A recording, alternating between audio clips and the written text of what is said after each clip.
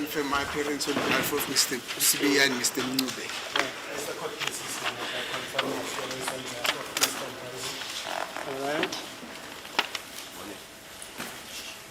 As it pleases the court, my lord, I confirm my appearance on behalf of accused number 4, Mr. Mapisa, standing in for my colleague, Advocate Michelle, Okay. respect of accused number 5, Mr. Ndodi. Yeah. Okay. My lord, may I place it on record that my colleague, Advocate Msholo, is engaged in a apartheid matter before Judge Musupa. Okay, fine. Yes, thank you.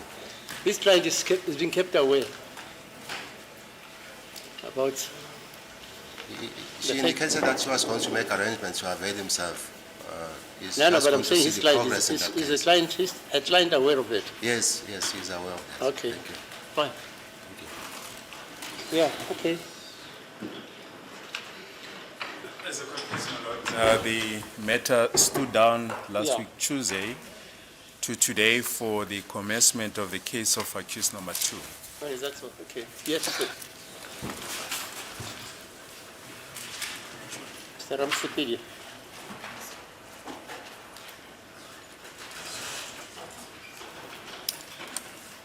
As the court pleases, my lord. Thank you, my lord. I'm indebted to the court, my lord, for the indulgence to allow me to consult last week. Yeah. We have indeed consulted, my lord, and I am ready to proceed with the case for accused number 2, my lord. Okay. We then, my lord, without much ado, call Bongani Sandiso Ntanzi to the dock. Okay.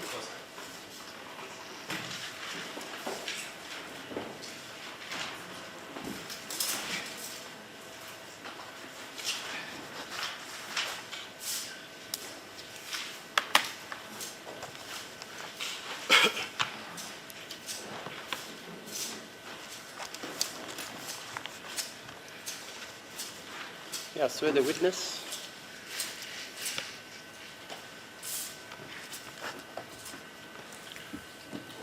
Sicela igama nesibongo. Bonga Msaliso Ntanzi. Uyimisele noma kukhona yini okuvimbayo ukuthi ufunde ukuthi uzokhuluma iqiniso? Okay, funga ukuthi ubufakazi uzobethula kuzoba iqiniso lodwa, iqiniso liphelele. Uphakamise isandla uthi Nkosi ngisize ngikhuluma iqiniso. Nkosi ngisize ngikhuluma iqiniso. Be witness isona. Okay, thank you. Uzoma nomfundla. Mr. Ntanzi, morning. Siyabingelela. Yeah. Morning, sir. Now, by way of ground rules as to our engagement, I'm going to ask you to raise your voice so that all of us, including His Lordship, can hear what you are saying. Indlela ke esizosebenzisana ngayo ukuthi ngizocela ke okoqala ukuthi ke ukhulumele phezulu ukuthi wonke umuntu akuzwe nenkosi enkantolo nayo ikuzwe. Number 2, when I ask you questions and you do not understand, do not jump into answering something that you don't understand. Okwesibili, sorry. Ask me to clarify it for you or to rephrase it in a way that you understand. Okwesibili, uma ngokuthi ke ngikubuza umbuzo lowo awuzwisisi, ungajompeli ke ekuthini uphendulo into ongayizwisisi, ngicela ukuthi ke ngichazele. And number 3, my colleagues, including myself at the time, will be taking notes. So give us enough time as you are speaking to allow all of us to take what you are saying to the Honorable Court. Okwesithathu ke ozakwethu kanye nami futhi nanjengoba ukhuluma sibhala phansi ke lokho kushoyo ngicela ukuthi usinikeze ke isikhathi esanele ukuthi sibhale phansi lokho ozobe ukusho. Now, before we start with the events that lead you to where you are standing now, is there an incident at the end of May that occurred as a precursor to you being arrested on the 16th of June 2020? 16 end of May of which year? 2020. 16 end of Ngaphambilini kokuthi singeneke kwizimo ezaholela ekuthini ke ume la omi khona ke manje asiqale nje lana ke ingaba sikhona yini isigameko esenzeka nje uma kuphela uMay noma kuzophela uMay ngo2020 ngaphambilini nje kokuthi ke uboshwe khona okwenzeka yini into eyenzeka kimi ayikho eyenzeka ngoMeyi ngoba ngangisesemakhaya ngoba ngisakhumbula udate engibuye ngayo emakhaya ukuza ngayo eGoli eRustenburg. I do not remember anything that happened to me in May or end of May because I do not remember the date. I think I was still back home in the villages. It was before I came to Gauteng in Rustenburg. Ngoba kwangamalanga ecorona mangikhumbula kahle ngoba kwangasetshenzwa. If I remember correctly, it was during the COVID days, so we were not working. Is there a time around May 2020 where you received an anonymous caller that asked you whether you were looking for employment? These are just preliminary issues, but this is an obvious leading question, my lord. Is there a time in 2020 where you received an anonymous call? Ingaba sikhona yini isikhathi ngo2020 la khona wathola ucingo ongalazi noma ucingo olubuya umuntu ongamazi ngakaphezulu?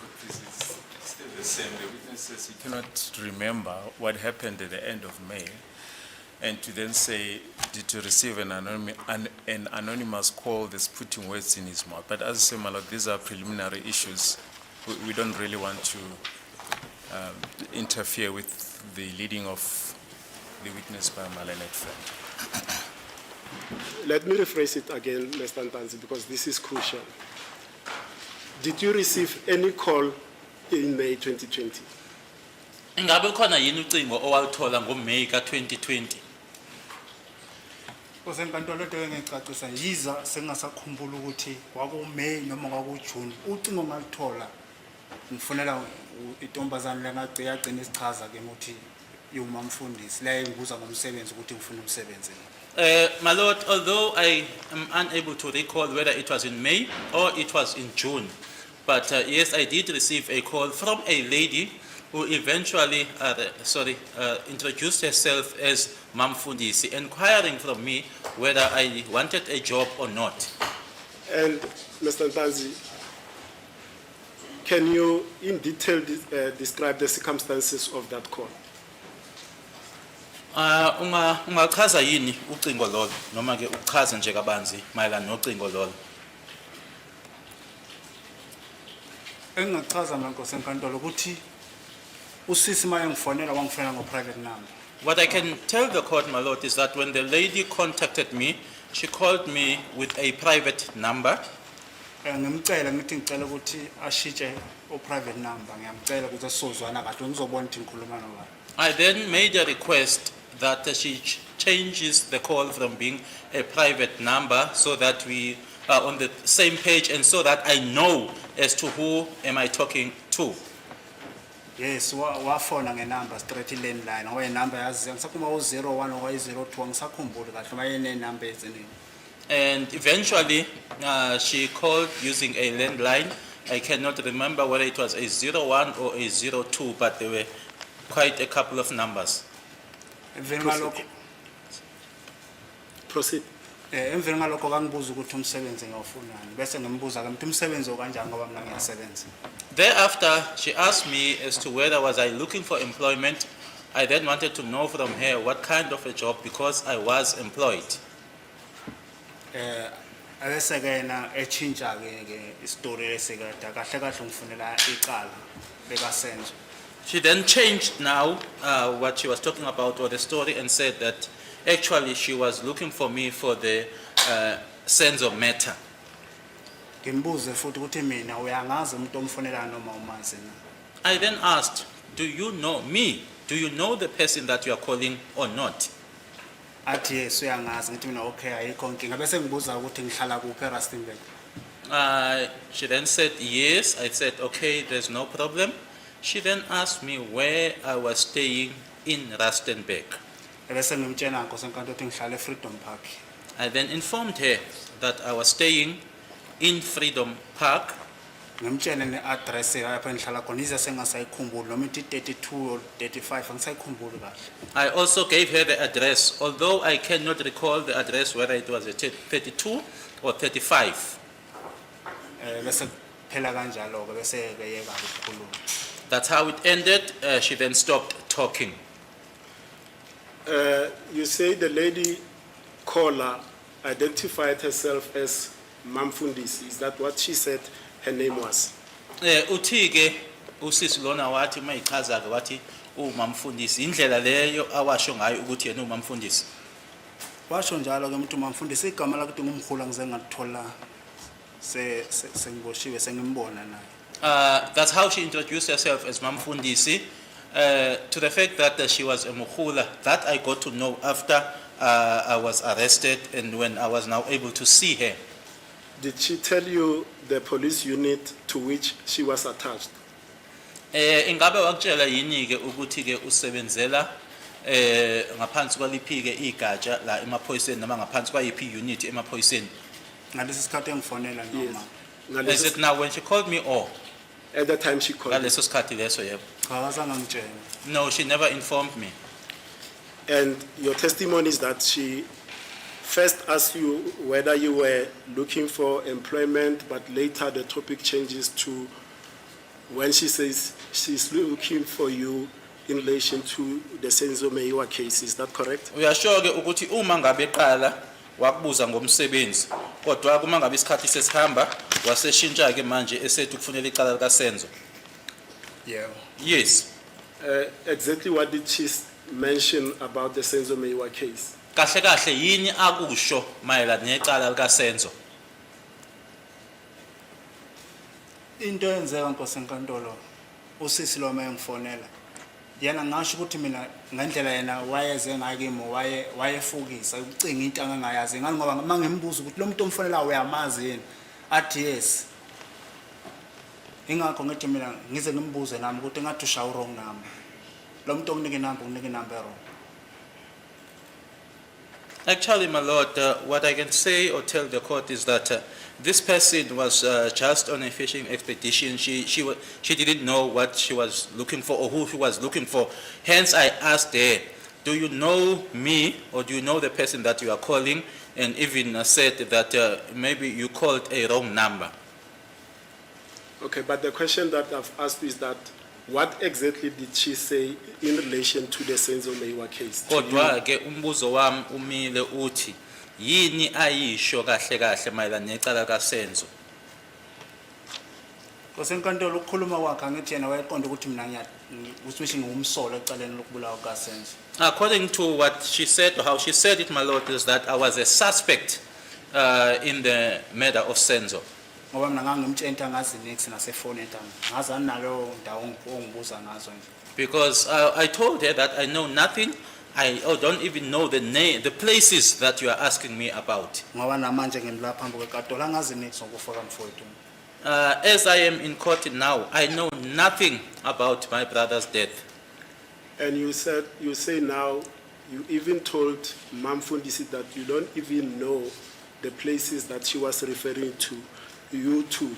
Did she refer any places to you during that telephone call? Uqeda ukusho ke manje ukuthi washo kuyena ukuthi awuzazi nale ndawo akhuluma ngazo. Kuneyindawo azisho yini nkathi nanikhuluma efonini ngalelo langa? Yena Nkosi enkantolo ngithi wayekhuluma ngegoli. Mina igoli Nkosi enkantolo ngilihambe. She was talking about Gauteng, and I'm not someone who travels in Gauteng or travels Gauteng. And you testified that she asked you for your address and you provided the address at phase 2 Rustenburg in Freedom Park. Is that correct? Ushilo ukuthi wakubuza ngekheli uthi uyasho ukuthi wamnikeza ikheli lase phase 2 Freedom Park eRustenburg angithi. Yebo Nkosi enkantolo ngamnye ngoba ngangifuna ukuthi azongitshela leta ayikhuluma ke ngefonini no face to face. Yes, my lord, I provided her with the address because I wanted her to come to me and say whatever it is that she was saying telephonically and say it straight to my face. Now, it is common course here in court that sergeants Mohane and Mabena arrested you at your then address, which is 3125 Phase 2 Freedom Park, Rustenburg. Into ke manje esiyazeka ke khona la enkantolo ukuthi ke uSergeant uMabena kanye naye uMukhane Freedom Park ubona ke abakubopha bekubophela e3125 Phase 2 eFreedom Park. Yebo. Yes. Is that the address that you furnished to the lady caller Mamfundisi? Ilona ikheli lelo owanikeza ngalo kusisi lo owayekufonele. Ukuthi khela lapha na nkosenkantolo ngisakukhumbula noma lethi 3125 noma lethi angisakukhumbule kahle. It's just that I cannot remember the address there, whether it was 3125, but I can't remember the address. What happened? Know how many weeks passed, because I would just be at home, go to work and come, be at home, go to work and come back. And do you recall what phone, cell phone device by then were you using when you received this call? Ingabe usakhumbula yini ukuthi kathi ke uthola ucingo lolo ukuthi kwakuwuphi emakhala ekhukhwini wawumsebenzisa ngaleso sikhathi leso? Number yami Abraham Sepile nalapha mbokase ikhona le ka 060.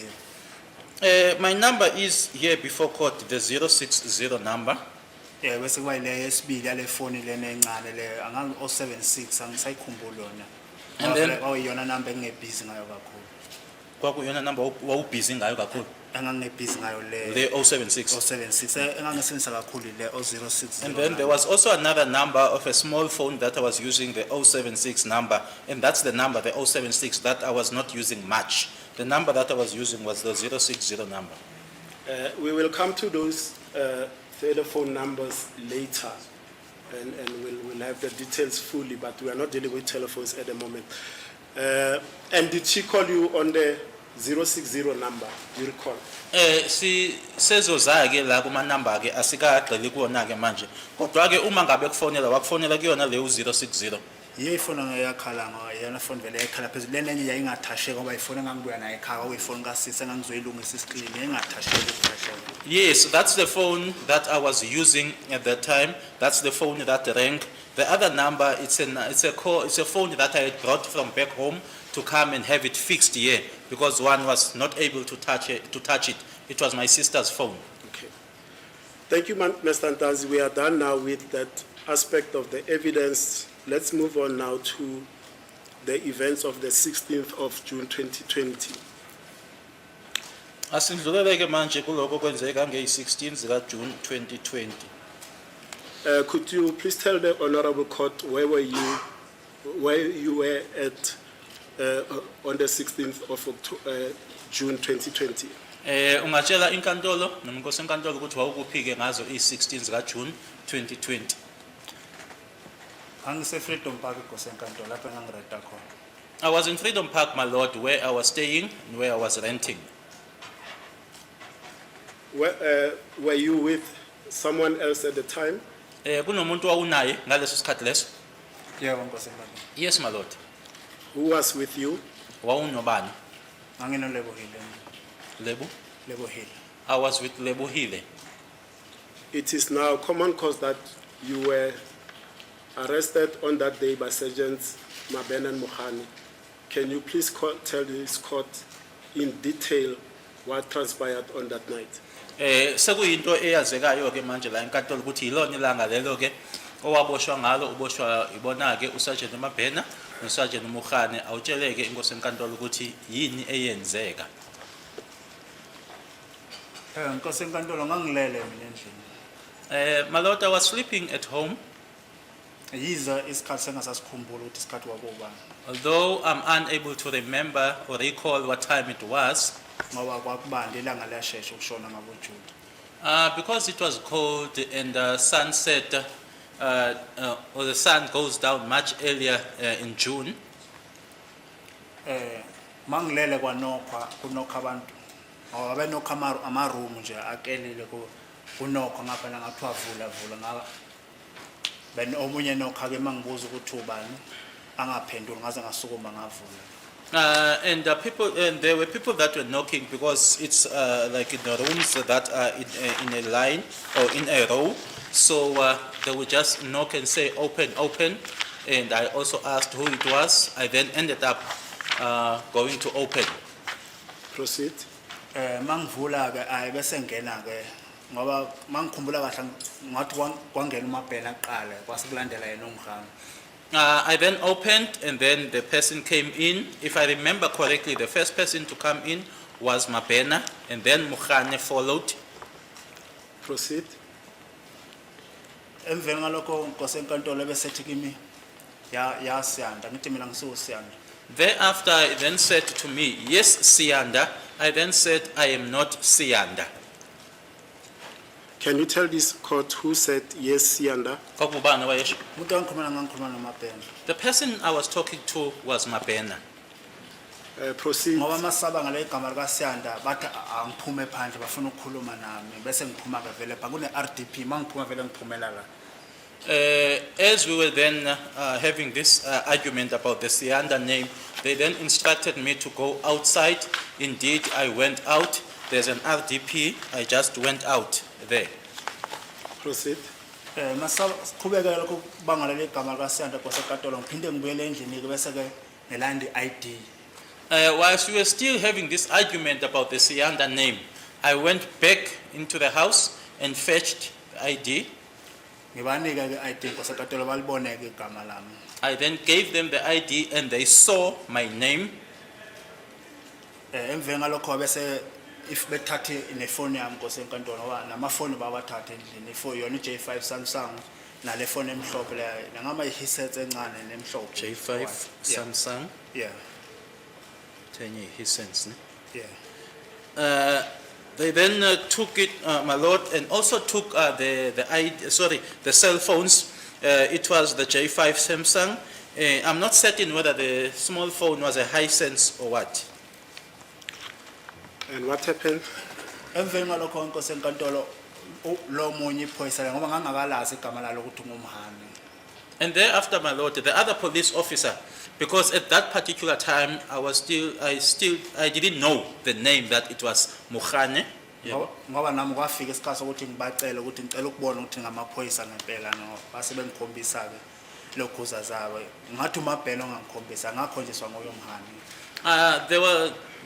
There was a time, my lord, where I requested for them for me to be able to see and confirm whether they were indeed police officers. I think Mabena did not produce his certificate, but Mukhane did.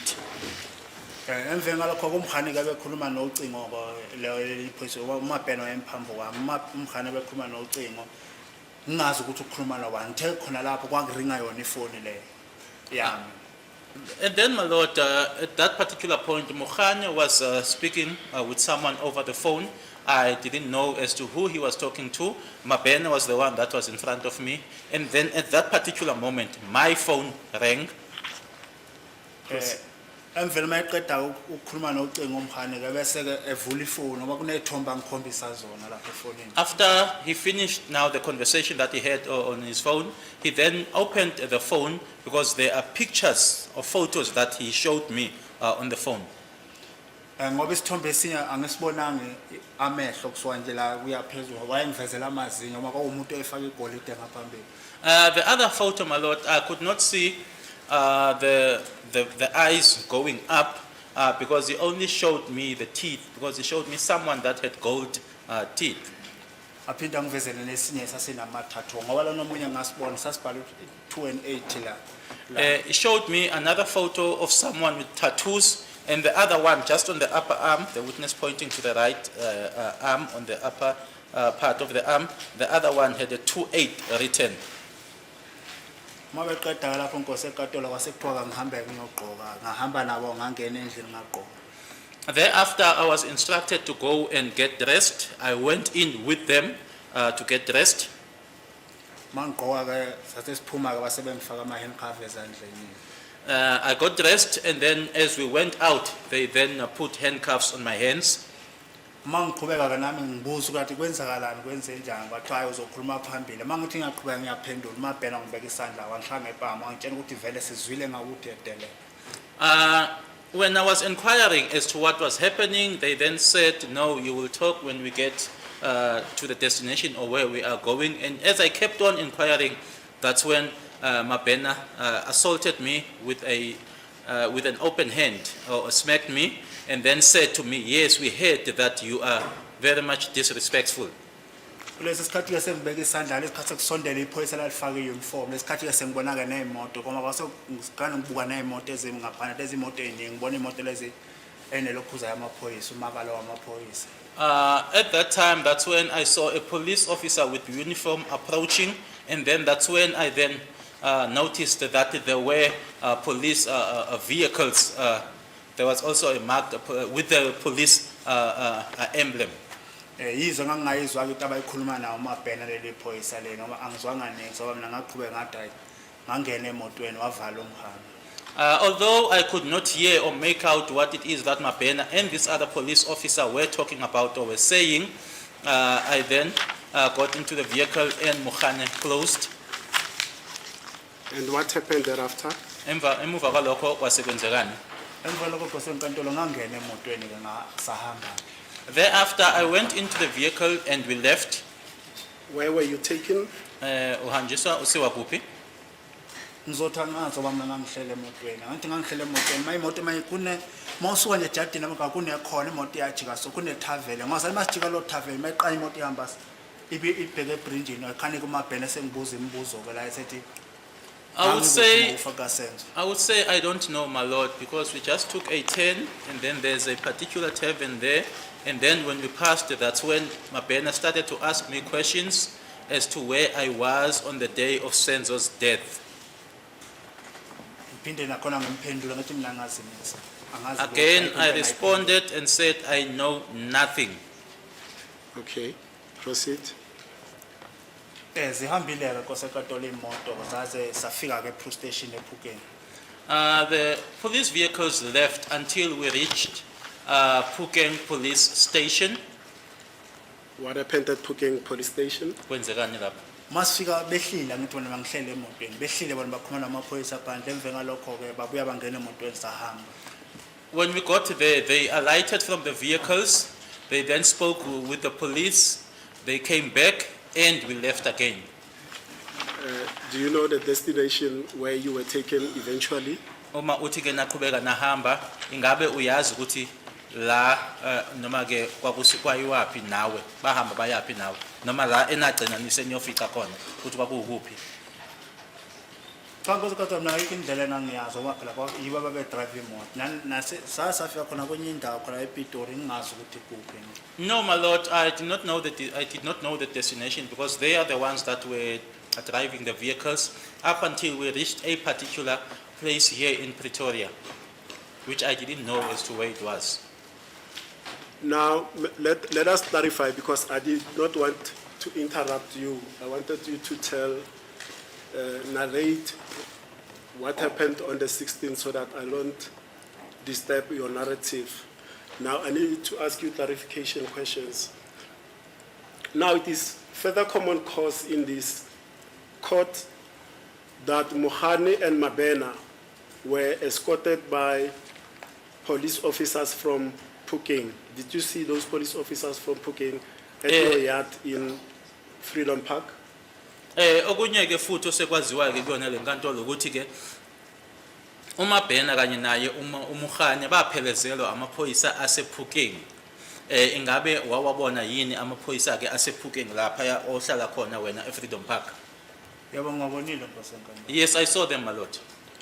And approximately how many? Kodwa bona wangenanga endlini ukuthi azongena kimi lapha engikhona ngoba elalephandla le1 imoto zilapha emgwaqeni umgwaqo uhamba eduzana lapha ngihlala khona. But they did not enter the house.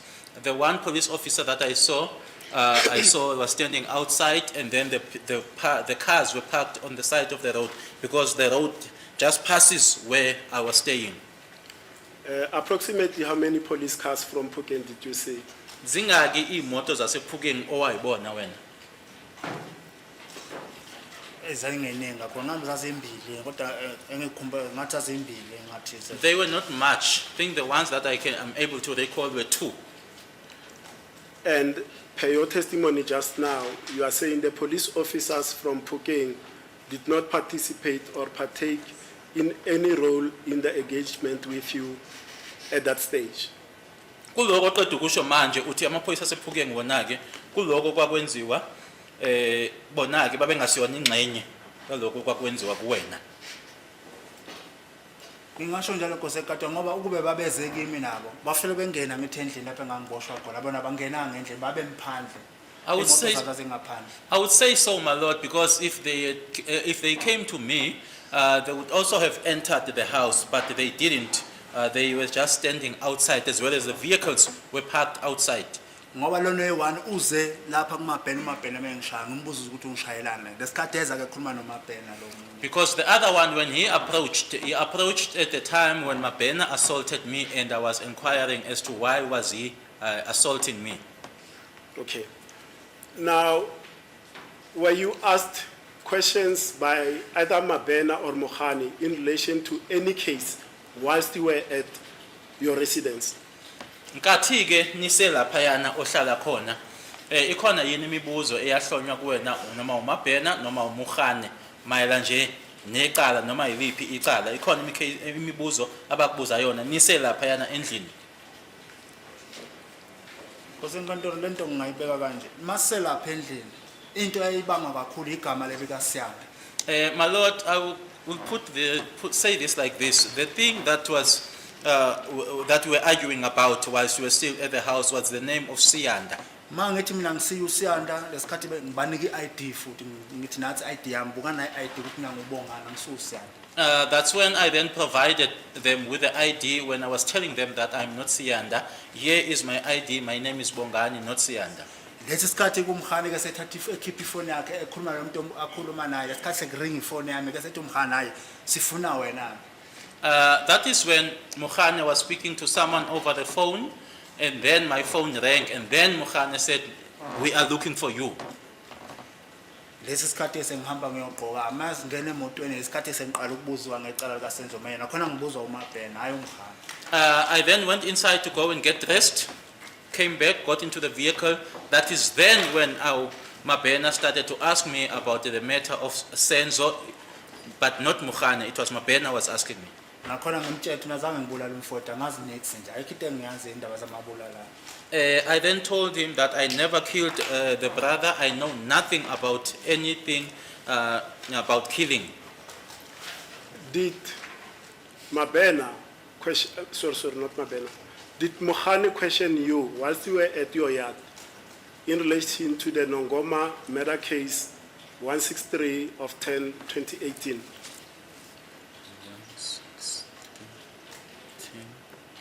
Nkathi nise laphayana kuwena-ke la ohlala khona, kukhona yini akubuza ngako uMukhane mayelana necala lokubulala lakwaNongoma u-163/10/2018? Cha Nkosi enkantolo ngiqala ukuzwa mengena lapha eboxini laphambi kwakhe akaze ngibuzwa ngiqala nje ukubuzwa la. No, my lord, the first time I heard about that was when he came to testify here in court. I was never asked about that. As you rightly say, Mohani testified in this court and he says the reason they descended upon your residence was in relation to the Nongoma murder case. Nanjengoba usukushilo-ke ukuthi-ke Mukhane wayela enkantolo, akusho-ke la enkantolo Mukhane ukuthi-ke isizathu sokuthi bakufikeleke babeye kuwena-ke mayelana necala lakwaNongoma. Cha Nkosi enkantolo kulona iqiniso lo. No, my lord, that's not true. KwaNongoma nginacala namhlanje akaze ngiye kwaNongoma kube necala kwaNongoma fanele bese ngibuya khona namhlanje. I do not have any case in KwaNongoma. If that was the case, I would have went to KwaNongoma. I've never been to KwaNongoma up until today. He testified further, Mohani, that indeed during your interaction at your residence, there and then, he asked you about your involvement in the Nongoma murder case.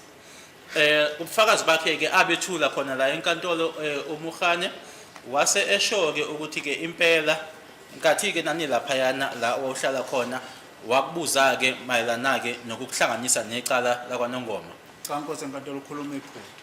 No, my lord, that was a mistake.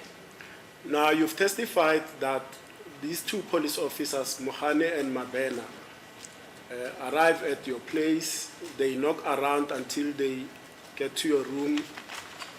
You allow them. Did they introduce themselves by name to you at the first encounter? Uma ke bengena laphayana noma befika laphayana kuwena ke usushilo ukuthi babekokota ke laphayana ingabe bazisho ngamagama yini uma befika kuwena uMabena noMohane? Cha bayisho nkosi kodwa ngithi bengize ngacela ukuthi ngicela ukubona ukuthi ngamaphoyisa ngeqiniso.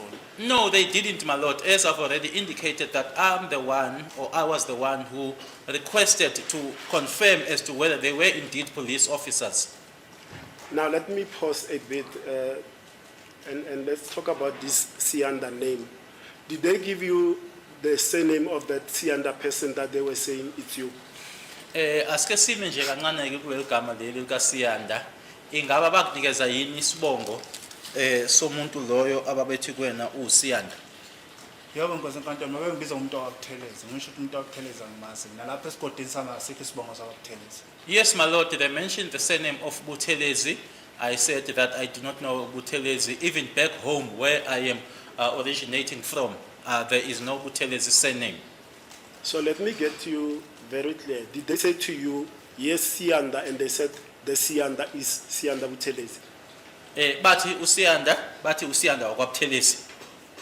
Ngithi babura msipilo umuntu mangimtshela mina nkosi enkantolo ngithi mina ngisuSiyanda Buthelezi. AngisuSiyanda, bathe wena ungakwaButhelezi uthi angisiwabuthelezi. Yes, Mr. Ramsipile, when someone comes to you and said, yes, Siyanda, I said, no, I'm not Siyanda Buthelezi. You are a Buthelezi. I said, no, I am not a Buthelezi. And did they tell you why they were looking for that Sianda Buthelezi? Ingabe bakutshela yini ukuthi uSiyanda lo babemfunelani noma kwakungani bemfuna? Abachazanga ilokhuza nkosi enkantolo ukuthi umuntu wayo uSiyanda bemfuna abachaza ngani ukuthi uSiyanda why. They never said anything or gave any reason as to why they were looking for Siyanda, my lord. Now, before interacting with Sergeants Mabena and Mohane, did any of those officers warn you about your constitutional rights? Ngaphambilini kokuthi bakhulume nawe ke ingaba bakwexwayisa yini ngamalungelo onawo? Ngamalungelo ngokomthetho sekelo. Nkosi enkantolo mina yikho into engayitshela ngokuthi mhlawumbe unamalungelo amalungelo kanjani umthetho saseSouth Africa nje ngoba mina into engakubhizi ngayo ukuthi ngitshene ukuthi wena ubulela ubani nguSiyanda Buthelezi ngale nqabe ngicike ngikhiphe ID lonto nje eyayikhuleleza amalungelo angizazi nkosi enkantolo. No, my lord, there was nothing said to me or explained to me with regards to constitutional rights. The only thing was about the name Siyanda. You killed so and so. I would then refuse. I would then deny that and said no, I know nothing about that. But with regards to rights, nothing was said to me. Did Mohane or Mabena advise or inform you that anything you say to them might be used against you in a court of law? Did they warn you about that? Ingabe uMabena or uSergeant uMabena no uSergeant uMohane bakusho yini kuwena ukuthi noma yini ozoyisho noma yini oyishoyo ingasetshenziswa ngakuwena nanje ngobufakazi ngabe bakusho yini lokho noma zange bakusho? Cha nkosi enkantolo azange bangitshela. No, my lord, they never informed me. Were you advised that you have a right to consult with a lawyer? Ingabe watshelwa yini ukuthi unalo ilungelo lokuthi ukhulumisane nommeli? Cha nkosi enkantolo. No, my lord. Were you advised that you had the right to have a lawyer present during that questioning by them? Bakutshela yini ukuthi ngalesi sikhathi lesiyana owawundawonye nabo ukuthi wawunelungelo ngaleso sikhathi lelo ukuthi kube nommeli okhona njengoba bekuhloma imibuzo? Cha azange bangitshele lutho. No, they never told me anything. Were you advised that if you could not afford a legal practitioner of your own choice, one could be provided to you at state expense or at the assistance of the Legal Aid Board South Africa? Ingabe bakutshela yini ukuthi uma kuwukuthi ke awungeke ukhoneke noma ukwazike ukuthi ukhokhele ummeli umbuso noma ke illegal aid ingakusiza ukuthi uthole ummeli ongeke umkhokhele? Cha nkosi enkantolo. No, my lord. Now, before being taken to the motor vehicle or as you are being taken into the motor vehicle, were you told that you were now under arrest? Manje ke usuhanjiswa ke uya emotweni noma ngaphambilini kokuthi ke uhanjiswe uye emotweni ingabe watshelwa yini ukuthi manje usuboshiwe? Cha azange bangitshela inkosi enkantolo ngoba bona masilapha phambi kwendlu yami mangibanika ID ku ring ifone. No, my lord, they never told me because when we were in front of the house, I gave them the ID and then the phone rang. Yebo. Umkhane mayekhuluma nefoni ku ring ifone yami bese thena umapena ayi mayeqeda umkhane bese thi umapena hamba uqoka ngiyahamba ngiyaqoka ngibuya lapho ngiyafasiwa kuthiwa ngene emotweni yokhuluma phambili. What then happens is that Mukhane is busy on the phone, my phone rings, and then Mukhane finishes to talk with the person he was talking to. I'm then instructed by Mabena to go and get dressed. I come back, then the handcuffs are put and then placed in the vehicle. And were you informed of the case, the particular case for which you were being arrested? Icala okwawuboshelwa lona ingaba walitshelwa yini? Nkosi enkantolo mangikuzwe emotweni maqala ngitshena umabhena ethi nganginguphi makubulawa uSenzo wawukuphi Ayi. ngithi ngibulala uSenzo ngihlanganisa nendawo zamalaza zange ngibulala umfowethu. It was in the vehicle when I first heard about it, my lord, when Mabena asked me about the killing of Senzo as to where I was on that day. I said, I know nothing. What business do I have with Senzo having been killed? Ngoba namhlanje ngiphambi kwekatola ngazi ngithi. As I am standing here today, my lord, I know nothing. But crucially, whilst you were at your residence in Freedom Park Phase 2, were you either asked about the Senzo Meyiwa case or the Nongoma case by any of the two police officers? Kodwa ke kusemqoka la ukuthi nkathi nise lapha yana endlini kuwena ingabe wabuzwa yini lamaphoyisa amabili ngecala lika Senzo nangecala noma icala la kwaNongoma nkathi nise lapha yana endlini? Cha nkosi enkantolo akaze bangibuza ngecala likaSenzo ecala longoma bangibuza sengisemotweni ngibuza umabhena imoto ihamba ukuthi wawukuphi makushona uSenzo. No, my lord, they never asked me. It was only when I was already in the vehicle and the vehicle was traveling that Mabena was asking me, where were you on the day Senzo died? Now, you've testified that you were confronted with photographs. Let's start first with the photo that you said you were confronted with the gold teeth. What exactly was said about that photo to you? Ushila ukuthi uneyithombe owayitshengiswa asiqale ke ngaleli othi ke kwakuumuntu onamezinyo egolide noma ke egold yini kahle kahle eyashiwo kuwena ngaleso isithombe? Nkosi enkantolo into yashiwo kimi bona babethi ubani lo ngithi mina lo muntu angimazi ngoba angimboni futhi akaveli ilokhuza iform amehlo nekhanda akuveli kuvela nje singezathi kuphela. I was asked, my lord, as to who that was. I said I do not know, and I also mentioned that I'm unable to see the person properly because from the eyes upwards to the head, I was unable to see the person. It was only the lower part. Ngoba kwakuumuntu lo eveza amazinyo igolide libonakala. Because that was someone who was showing teeth and one was able to see gold. Bese bayilo lesithombe samathatho sona sasingaveli ke nekhanda sasivela nje umzimba nje uwafu nangeze ngasivela nje uwafu nje ibhodo ukuthi umuntu onethatho. And then the second one was the photo of the person with tattoos. There you were unable to see the head. It was only the body, but also not the lower part of the body, just the body. And what did they say about that person depicted on that photo with a tattoo? Yini abayisho ngalo owayenamathathu yena? Into engizobeka kodwa kubona babethina namathatho ngokwenza kwawo phela babethi bona lesithombe nguwela namathatho ngithi nanginamatatho angaze kanze ithetho ngoba nase boardroom bafika bathi angigumula iskipa okhomba khona bafuna lamathatho abafuna ngena namathatho. What they were saying, my lord, was that was me, and they were also alleging that I had tattoos. I informed them I did not have tattoos. Even when we go to the boardroom, I was instructed to take off what I was wearing on my upper body, just for them to be able to see the tattoos. And from whose phone, by the way, were you shown these photographs? Kwakuwumakhalekhukhwini kabani loya owawutshengiswa le ithombe kuwona? Ifoni ngasho ukuthi kwangiyamhana ngoba yayiphethwe nguye. I would say that it was Mohane's phone because he's the one that was carrying the phone.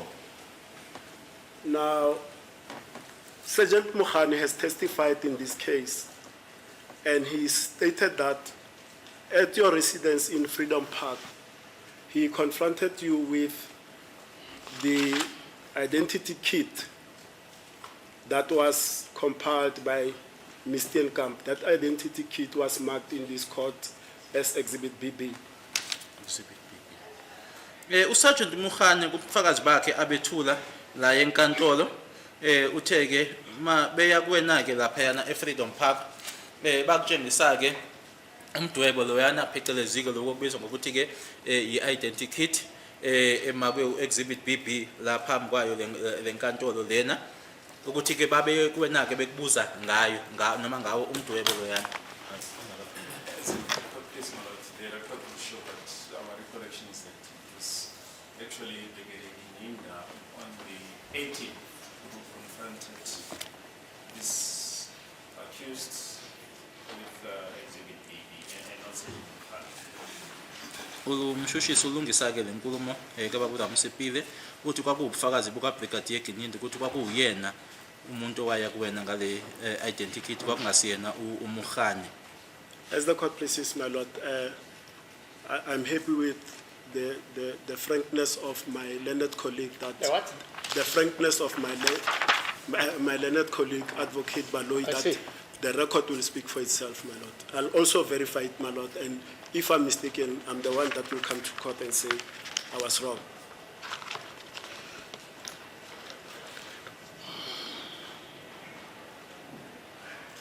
And after you were shown these photographs and you denied knowing the persons or recognizing the persons, what happened next? Usuyitshengisiwe ke le ithombe wasusho ke nawe ukuthi cha ke awumazi umuntu loyo kwasekwenzekani ke. Emveni ngalokho ngithi mangiqeda lapho uhambile ngathi bangifama handcuff California ngangena emontweni sahamba. After that, my lord, what then happened was that my phone rang, was handcuffed, I was then placed inside the vehicle and we left. Now, you've also stated that some personal items were taken from you, which are the 2 cell phones plus your identity card, correct? Usushilo ukuthi khona kwakho kwathathwa ama cell phone amabili kanye ne-ID yakho. Yeah, my cell phone to the ID ngabanika. Yes, my lord, what I gave them was the 2 cell phones and my ID. Let us start with the J5 Samsung cell phone. Was it in working condition at the time? Asiqaleke ngayo i-J5 lena ke i-Samsung ingaba yayisebenza ngalesi sikhathi lesi. Yeah, bebesebenza. Yes, it was in a working condition, my lord. Was there a SIM card in that cell phone, the J57 Samsung? Kuyona i-J5 leyana kwakune SIM card yayikhona phakathi. Yeah, benama SIM card ayi2 yona phakathi. Yes, it had 2 SIM cards inside. What networks for those 2 SIM cards were used at the time? Lawo ma SIM card lawo ke amabili kwakuyi SIM card yayiphi inkampani noma neyayiphi. Kwaku Vodacom no MTN. It was Vodacom and MTN, my lord. And we will come to the records of the cell phones later as to the numbers that were in the J5 Samsung. The second phone you have referred to as a small white phone, probably a Hisense, but you are not sure. Whose cell phone was that? Ushilo ukuthi le eyayincane yona ke ifone yona ucabanga ukuthi kwakuyi Hisense kwakuye kabani yona? Leyo ngekasisi le. My sister, my lord. Now, the J5 Samsung, at the time, on the 16th of June 2020, how long had you owned that cell phone? Ngalesi sikhathi lesiyana nge-16 zika June 2020 i-J5 leyana wawuse unesikhathi esingakanani uyisebenzisa ngazo i-16 ka June.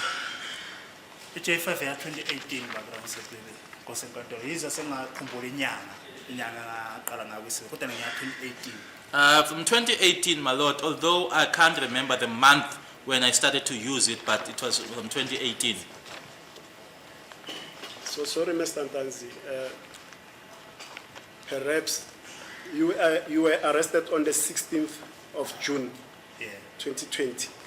So the J5, you bought it in 2018, Waboshwa around ngesi- that period. waboshwa nge-16 ka-June 2020. Uthi ke i-J5 yona waqala uba nayo ngo-2018. Yeah, we're getting now 2018 J5 Samsung. Okay. Yes, from 2018, the J5 Samsung. And you said your sister's phone, you had it because it needed some repair works. So I take it that it was not in good working condition. Is that correct? Ushilo ukuthi yona ke le othi kwakuyi-Hisense ekasisi ukuthi ke The witness never said that the phone was not in a working condition. He just said he brought it from home as it needed some repairs. We don't know what type of repairs did the phone need. As the court proceeds, my lord. Simply, Mr. Ntanzi, did that phone that you had, the Hisense, or the one that you cannot recall the name, did you have it because it needed repairs? ifoni leyana ke ukuthi ke noma othe kwakuyifoni kasisi wawuyilethela ngoba yayifuna ukulungiswa. Yebo nkosenkantolo. Nkosenkantolo benginefoni J5 Samsung. Nginefoni ewubhobhobho emnyama lama ufuna ukubhatha Samsung futhi omncane nje ngomabhobhobho. Uthi kungathi yi-Samsung kodwa incane. Kubhalwa ukuthi Samsung lokho okuncane okungobhobhobho ufaka Okay. SIM card esi1. Say one. My lord, I had the J5 Samsung. I also had a smaller phone which was black in color. It was also written Samsung. Yebo. Lele nenamba leka 076 yize sengasayikhumbuli ukuqhubeka kwayo kuyale gcina. That was the one with the 076 number, which is a number that I cannot recall or remember further, going further. Yebo.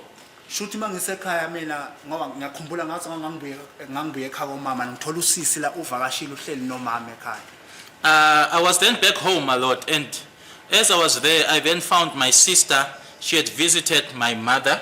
Ngibuza ingane ukuthi waye udlala ngefoni ayisebenzi yathi usisi iyenqaba ukuthasheka iscreen ngithi mina ilethe lapha sisi ifoni le thatha lo bhobho ngizohamba ngilungise ngizobuya ngonika mangibuya. I then inquired from the child because I had noticed the child was busy playing with the phone.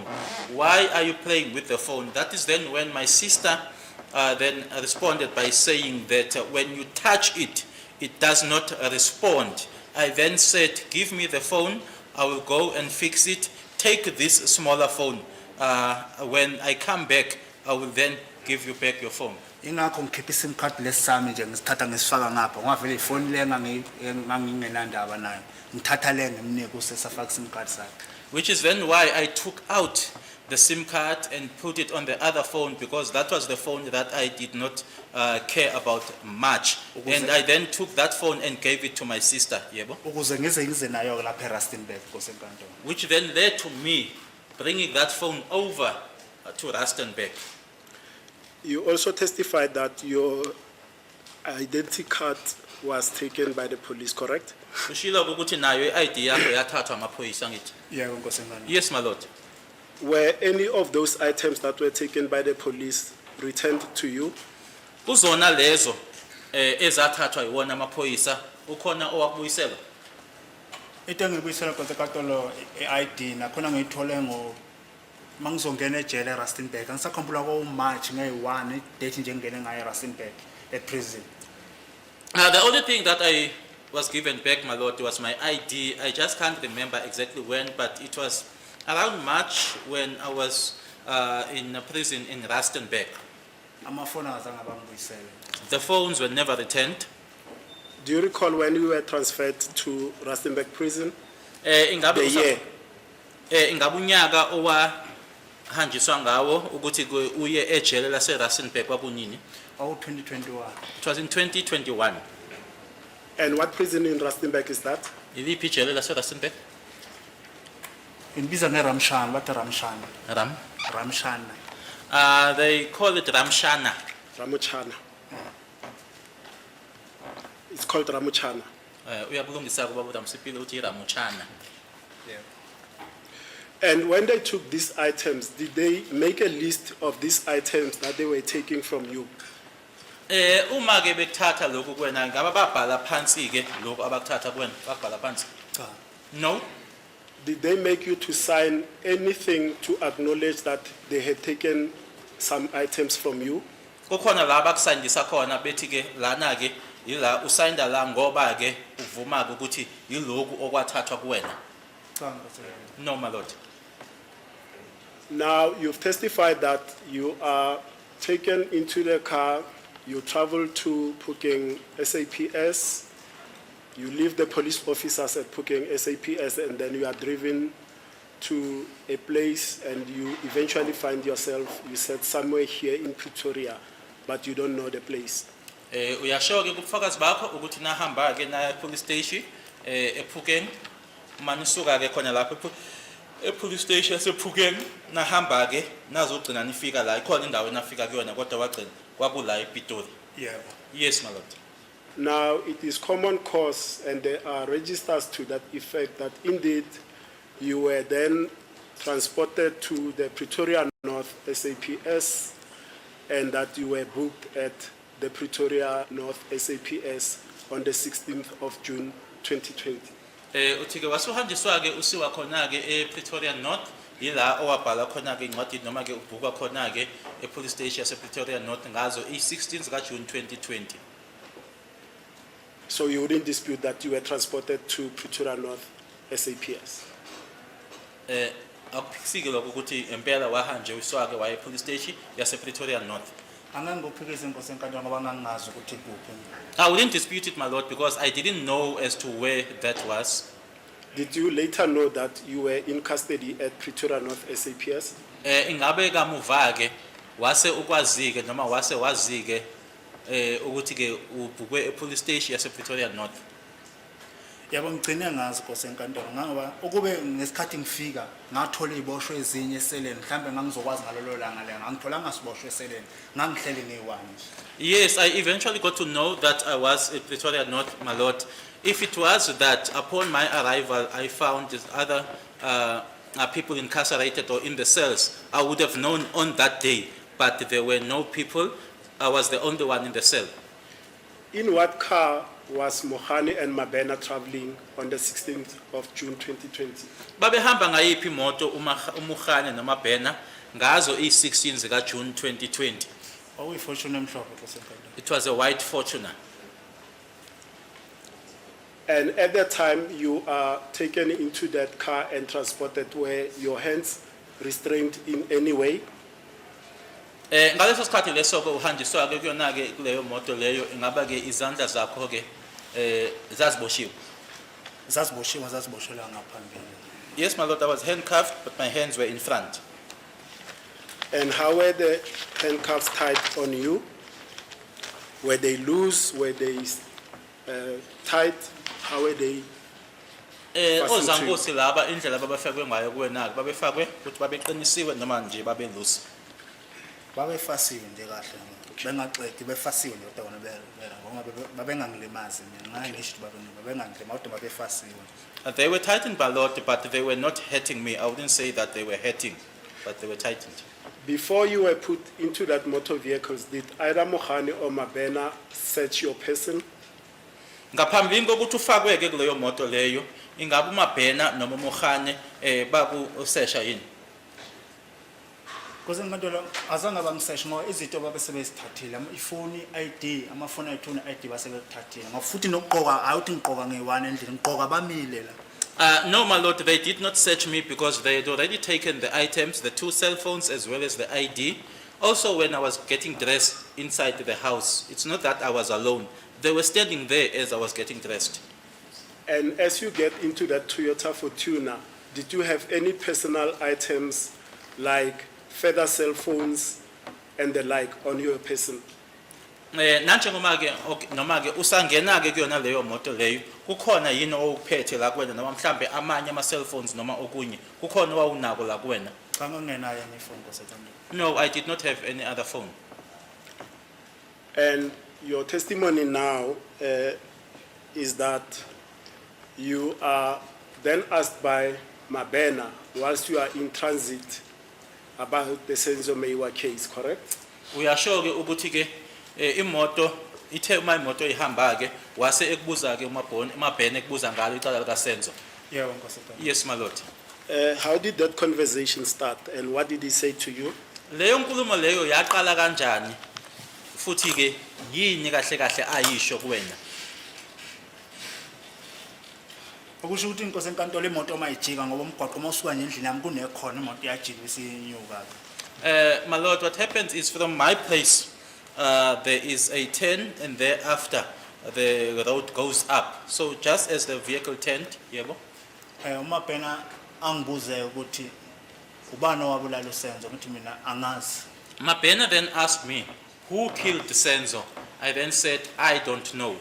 Aphinda ngibuza ukuthi wawukuphi makubulawa uSenzo ngithi mina ngangengekho nje mina umuntu osebenza indaba zamabulalana ngenaphi kuzo. He then asked me, where were you on the day Senzo was killed?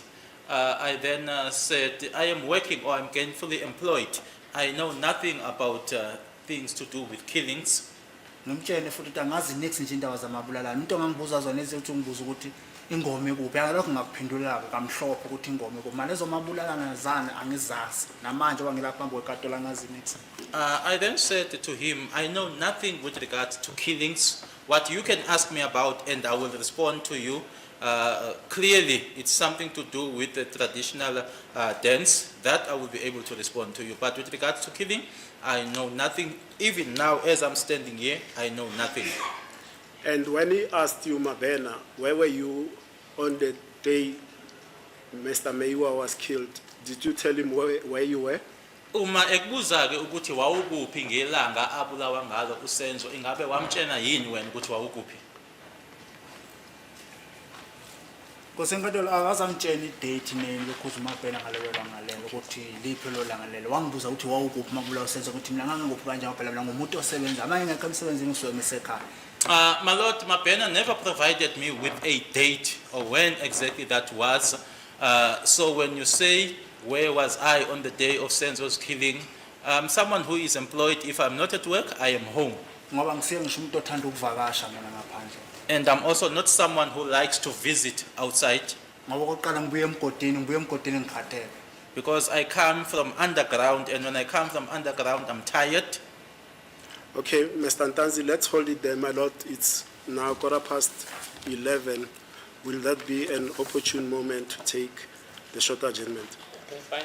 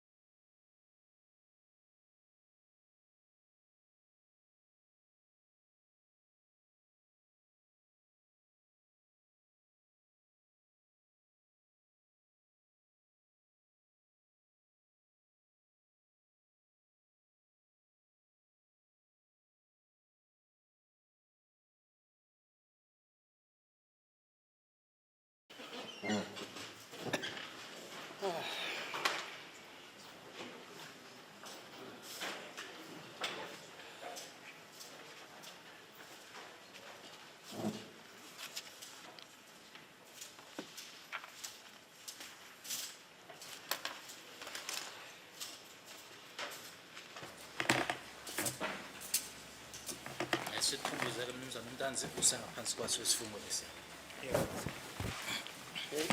Thank you, my lord. May I proceed? Yes. Thank you, Mr. Ntanzi. Now, Mr. Ntanzi, when we adjourned for a short adjournment, we were finalizing this point that at the time Mabena is asking you about your alleged involvement in the Senzo Meyiwa case, he did not tell you when this incident occurred, correct? Besisa qedelela lo daba ke ukuthi inkathi uMabhena ekubuza noma wayekubuza ukuthi mayela nokuthi wawukuphi ngokushona kaSenzo akazange akutikeze asho ukuthi nini. Yebo ngosekatoliza angisakhumbula ukuthi noma washo noma akasho angisakhumbuli kahle. Yes, my lord, I cannot recall whether he said it or not. I can't remember well. But at that time, did you as Ntanzi personally know the date when Senzo Meyiwa was shot and killed? Kodwa wena ke uNtanzi ngaleso sikhathi leso ingabe wawazi yini ukuthi uSenzo wadutshulwa wabulawa nini? Cha ngosenkantolo ngangazi next. No, my lord, I knew nothing. Yena ngiyazi ukuthi umfowethu washo kodwa ukuthi washona ngalephi ilanga cha.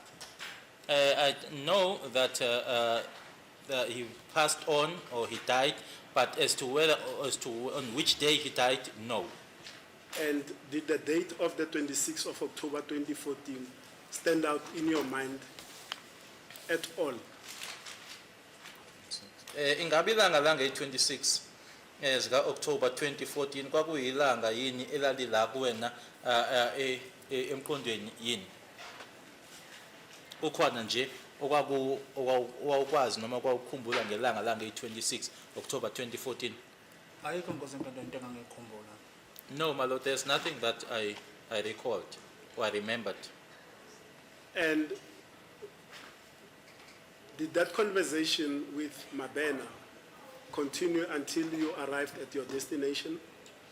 Ingabe leyo nkulumo leyo kanye naye uMabhena yaqhubeka naze nayofika la enaniya khona yini? Cha ifika ngalapha sasiya khona ngosenkantolo ngoba yena wayengibuza ethi ngisazokhuluma iqiniso ngathi mina aliphi iqiniso ngizoqhuma vele la ngiyakutshela ngazi next ngeke into engiyazi. No, it did not proceed, my lord, because he asked me. I said I knew nothing. He then said, you are still going to tell the truth. I said, which truth? Because there's nothing that I know. Now, it is common cause, as I told you, that you were eventually booked in at the Pretoria North police station. Nanjengoba bese ngishilo ke kuwena ukuthi wagcina ke usuyovalelwa epolice station yase Pretoria North. Now, Yeah. Yes. can you recall what happened when you arrived at that police station? Although you say you didn't know what it was, do you recall what happened? Noma usho ukuthi wawungazi ukuthi kukephi laphayana, kodwa ke ungasho yini ukuthi uma usufikileke laphayana ukuthi kwenzekani? Ngosenkantolo imoto yafika le police station le yapipiza ngoba kunomnyango wakhona mkhulu nje umnyango yama nje straight kanje yize ngingayiboni i police station yakho ukuthi kanjani ngoba ngisho ukuthi yayimi kanje straight qondile yapipiza bavula lo mnyango lo mkhulu lo. The car was parked right in front of it's a huge entrance or gate, my lord. It parked right in front of it, although I am not able to tell as to how the police station is situated, but they then pressed the hooter and then they opened that gate.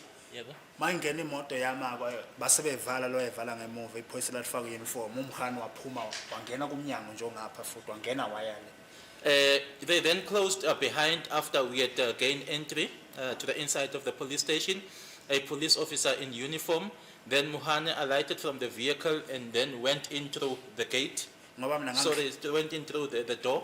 Ngoba mina ngangihleli noMabhena la phakathi emotweni. Because I was seated with Mabhena inside the vehicle. ahambe kumkhana ngazi ukuthi wayenza la ngoba wabuya esebuya nokhiye wajumpa phambi kwethu la wavula ngapha ke manje khona iminyanga khona yimnganje uvula ngapha esandle ngasho isandla sonqele ngendlela engangimi ngayo.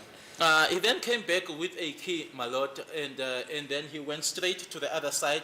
I would say now it was now the left side because we were faced like this. And then he opened on the other side, that is the left side. Wase phuma ke na uMabhena wase ngivulela ke emotweni. Mabena went out of the vehicle and opened for me.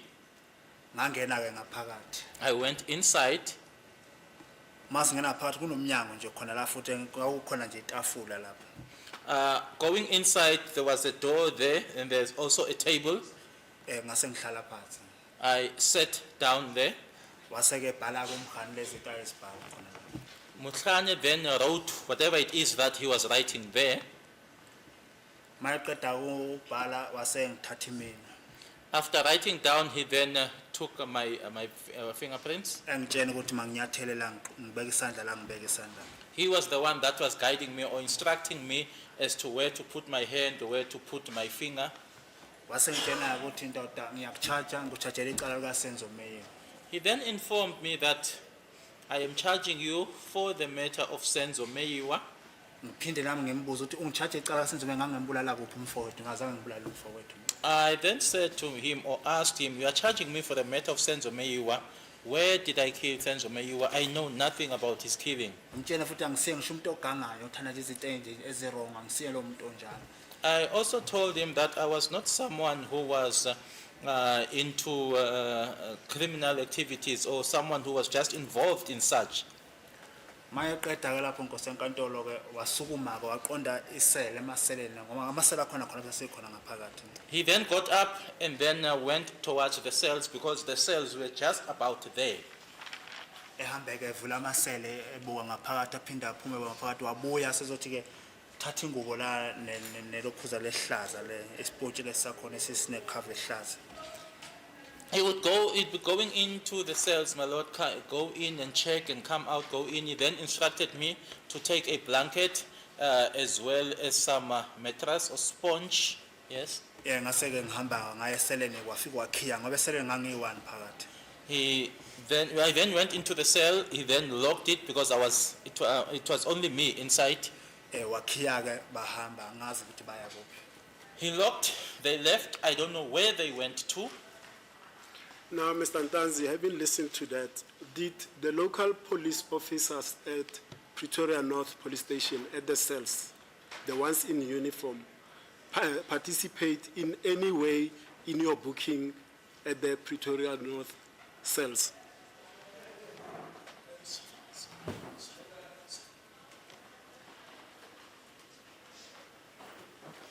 Kumaphoyisa ke ase Pretoria North bona ke ingaba ukona nje lokho kwakwenziwa ke lapho ukhona nje bona ke ababekwenza ke noma babe yingxenye lokho kwakwenziwa lapho ukuthi ubhuke ufakwe khona lapho amaphoyisa alapha ePretoria North. Cha inkosi enkantolo iphoyisa ngisho emasele ngaphakathi wase ngiwabona iphoyisa ngigcinile leli phoyisa ngigcinile livula lo emnyango omkhulu lo le okhiwa so lo emnyango ngiyawazi mana semayini ukhona mase uye storeroom semayini kuvulwa ngalomnyango lo omkhulu bedotsa lomshudo obheka phezulu abamba umnyango imoto iyangena ngaphakathi. No, my lord, the only police officer I saw is the one that opened where we entered, in other words, the entrance for us. Even the kind of a door that was being opened there, you get the very same door at the mines. So that was the door that was opened. So that was the last time I saw the police officer from there. Mayingena imoto wavala futhi khona. And then when the car entered, the gate was closed again. Imoto mayema umhani uyehla ungena ngapha ngaphakathi angazi ukuthi uyakuphi la namanje angazi lo iminyango yakuphi makaze ngene ngawo. And then Muhane alighted from the vehicle and he went in, the witness pointing towards the right hand side. I don't know where he went into. Mayebuya ke lesi sikhathi ke sevula ke igrili le engena ngaphakathi evula igrili uMabhena uyangivulela singena sonke ngaphakathi. When he returned, that's when he opened the grill that leads to the inside, and Mabhena opened for me and we went in. Did you see what Mabhena was writing at that table? Is that, sorry, Mohani, did you see what he was writing? Okwakubhalwa uMukhane lapha kulela tafula njengoba usho ukuthi kwakunetafula lapha ingabe wabona yini ukuthi wayebhalani?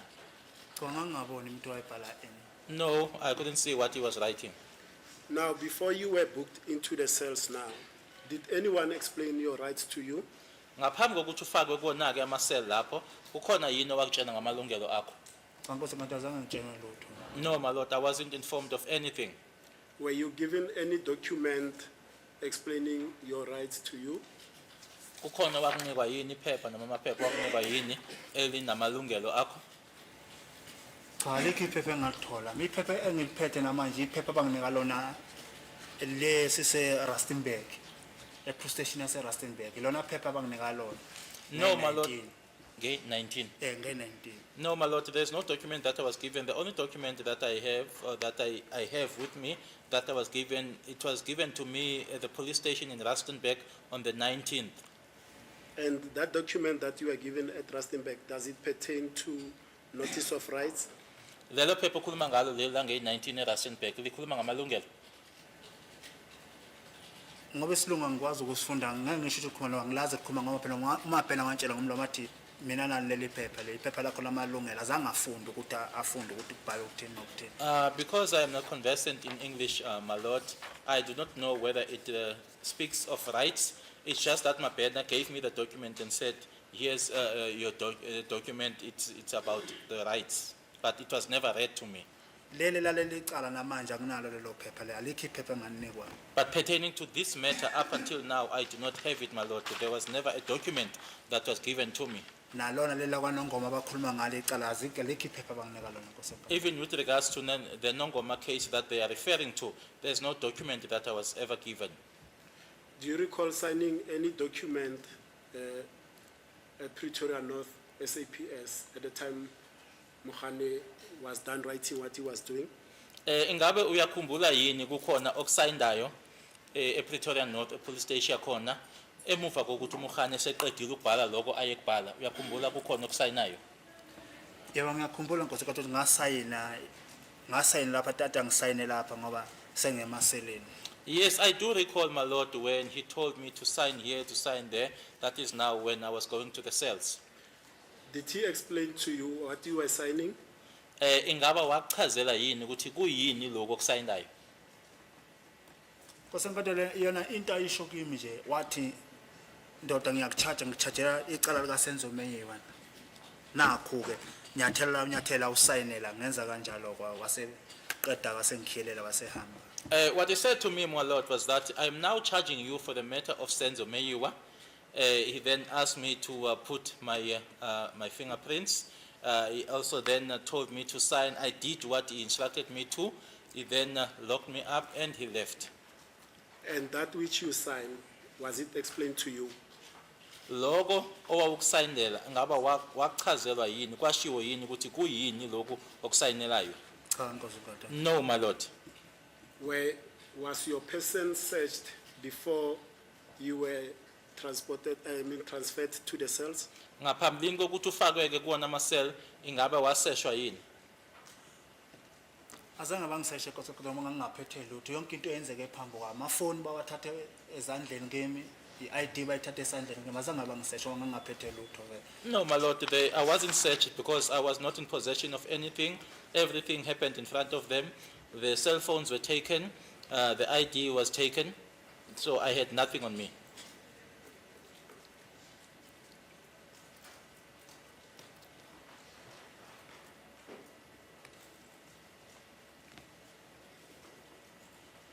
And tell me something, whilst you were in the Pretoria North police station cells, were there cell inspections that were done by the local police officers from that police station? Nkathi ke uselapho emaselini khona ePretoria North, ingabe ayimaneza yini amaphoyisa alapho ePretoria North bezobheka ke noma bezobuka ke isimo sama-cell lapho ePretoria North? Nkosi nkantolo lento ayenzakala e-police station lonto le. Mina lonto le ngachaza lapho lento ngiqala ukuyibona ejele mina ukuthi ejele eRustenburg nalapho eHose Mabhulu ukuthi iphoyisa liyakubuza ukuthi right na unasikhalo na uguli na ngiqala ukuzwa lapho ejele mina lokho le police station azange ngaqondana lonto le. My lord, that doesn't happen at the police station. It was only in prison when I started to see that it was in Rustenburg as well as here in Kgosimampuru that an officer would come, ask you if you are okay, if there are no complaints, but not at the police station. My lord. Now, let's touch a bit on the Nongoma case that I referred to you earlier. You have stated in this court categorically that neither Sergeants Mohane nor Mabena asked you about this case during the evening of the 16th of June 2020, correct? Masakhuluma ke ngalo daba lolu kwaNongoma ke ukushilo ukuthi abakazeke noma uMukhane noma uMabena bakubuzeke ngalo icala lelo la kwaNongoma. Yebo Nkosikatelo ngiqala ukuzwa la ngelaphela eboxini. Yes, my lord. The first time I heard about it was here when he took the stand. Now, Sergeant Mohane has testified that when they descended upon your area, primarily it was because of that Nongoma case, but over and above, when they profiled you before you were arrested or approached, the police picked up that you had several other criminal cases against you. Ethula ubufakazi bakhe ke uSergeant Mukhane wakushoka ukuthi yebo uma beya kwena ke babeye ngalo icala leliyana la kwaNongoma. Kodwa ke bathi uma sebe bephenya ke bebheka ke bathola ukuthi kwakunamanye amacala owawunawo ngakuwena. Kwakubufakazi bukaMukhane lo. Ngenkulu nje inhlonipho Nkosi enkantolo ngoba mina ekhaya ngiyazala ngikwazi ukusebenzisa igama lokuthi umntonga ngomkhane ngithi unamanga. With the greatest of respect, my lord, I'm unable or I cannot say to someone as of Mukhane's age that that person is telling lies. Lento nje ngikhulumela Nkosi enkantolo yiphutha ngokumhlonipho. Ngikhulumela iphutha. Okay.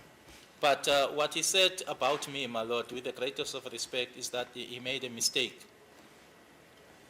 And Brigadier Gininda also testified regarding this Nongoma case, and his testimony is to the effect that to this day, you are still a person of interest in that matter. Naye ke uBrigadier Gininda ubethuleleke ubufakazi washoka ukuthi ngalo icala leliyana la kwaNongoma kuze kube manje nje ukuthi ke umuntu ke osabhekiwe ke mayelana nalo icala leliya la kwaNongoma. Namanje Nkosi enkantolo nakaze ngiye kwaNongoma. Up to now, my lord, I've never been to kwaNongoma. Ingoba ngiqala ukuzwa lapha ecourt ukuthi nanginecala kwaNongoma. I only heard it for the first time here in court that I have a case kwaNongoma. Number 1 Nkosi enkantolo mina ngumdlali wengoma futhi emakhaya ngidumile kakhulu. Firstly, my lord, I am someone who takes part in the traditional dance, and I'm well known back home. Engomeni Nkosi enkantolo ngo2018 mangaphosisi. Ingoma yayisegqikazi kwaNongoma. Alikho iphoyisa ngekho la kwaNongoma lapha. In 2018, my lord, the traditional dance was in Gqikazi kwaNongoma. There is no police officer from kwaNongoma that wasn't there. 2019 ingoma yayisemzini wenkosi phakathi abokuhlelelwa khona inkosi umhlanga. Alikho iphoyisa ngekho lapha. Makuthi ngangibelela umuntu kwaNongoma ngangilande ngana amaphoyisa. And in 2019, uthi ngo2019 yayikuphi indawo leyo? Yayisemzini wenkosi Silo It was in kwaNongoma, my lord, where the Zulu king or the Zulu monarchs at his place. It was held there, and there is no police officer from kwaNongoma that wasn't there. If I had killed someone from kwaNongoma, then why was I not taken in? Uma ukuthi ngangibulela umuntu ngeqiniso kwaNongoma amaphoyisa ngaba bangilandanga ngani khona lo kuzo zonke lezi indawo lezi. If it was that I had killed someone from kwaNongoma, then why is it that the police never took me or fetched me from those places? Ngoba mina lapha engibuya khona ingoma ifana nebhola ngakithi. Ngoba kuyagcwala lekho umuntu ongekho la. Because back home or where I'm coming from, the traditional dance is like football. It gets packed, my lord. Everyone attends. Thank Manje you. yangimangaza ngempela ukuthi mangibulela umuntu kwaNongoma kodwa namhlanje akaze ngiye kwaNongoma. So it comes as a surprise to me that I killed someone from kwaNongoma, but up to now, I never attended to kwaNongoma. Thank you, Mr. Ntanzi. Now, Mr. Ntanzi, Sergeant Mohani testified that when they arrived at the Pretoria North SAPS, he booked you into the relevant registers at that police station, including the occurrence book for the Nongoma case.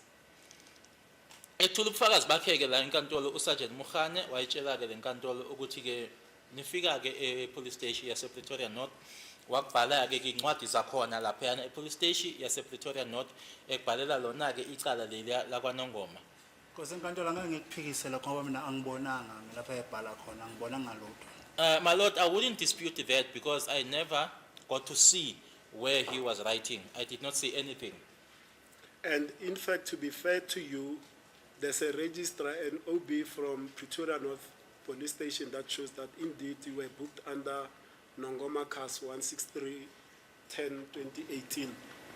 Angikusho ke kuwena ukuthi ke ngempela ke yebo ikhona incwadi ke enjalo yakhona epolice station yase Pretoria North la libhaliwe ke khona igama lakho ukuthi ngempela ke futhi uma libhaliwe ke kwase kubhalwa nalo ke icala leliya u163-10-20 sorry 163-10-2018 icala lakwaNongoma. Labo nyenkosi enkantolo ngokukhulu ukuhlonipha ngependulo ngizoyiphendula.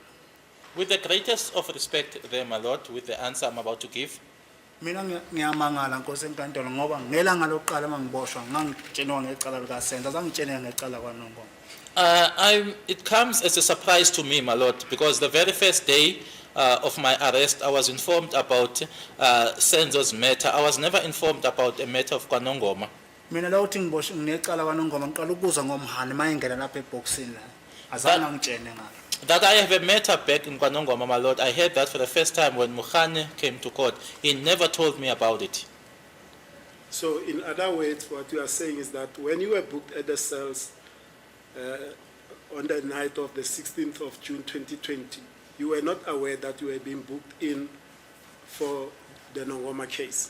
Okushoyo manje wena ukuthi uma ngabe wawufaka lapha ema7 base bebhala encwadini lapha yana ukuthi wena wawungazi ukuthi ufakela icala lakwaNongoma. Yebo nkosi enkantolo ngangingazi mina. Ngathi ngifake icala lika Senzo.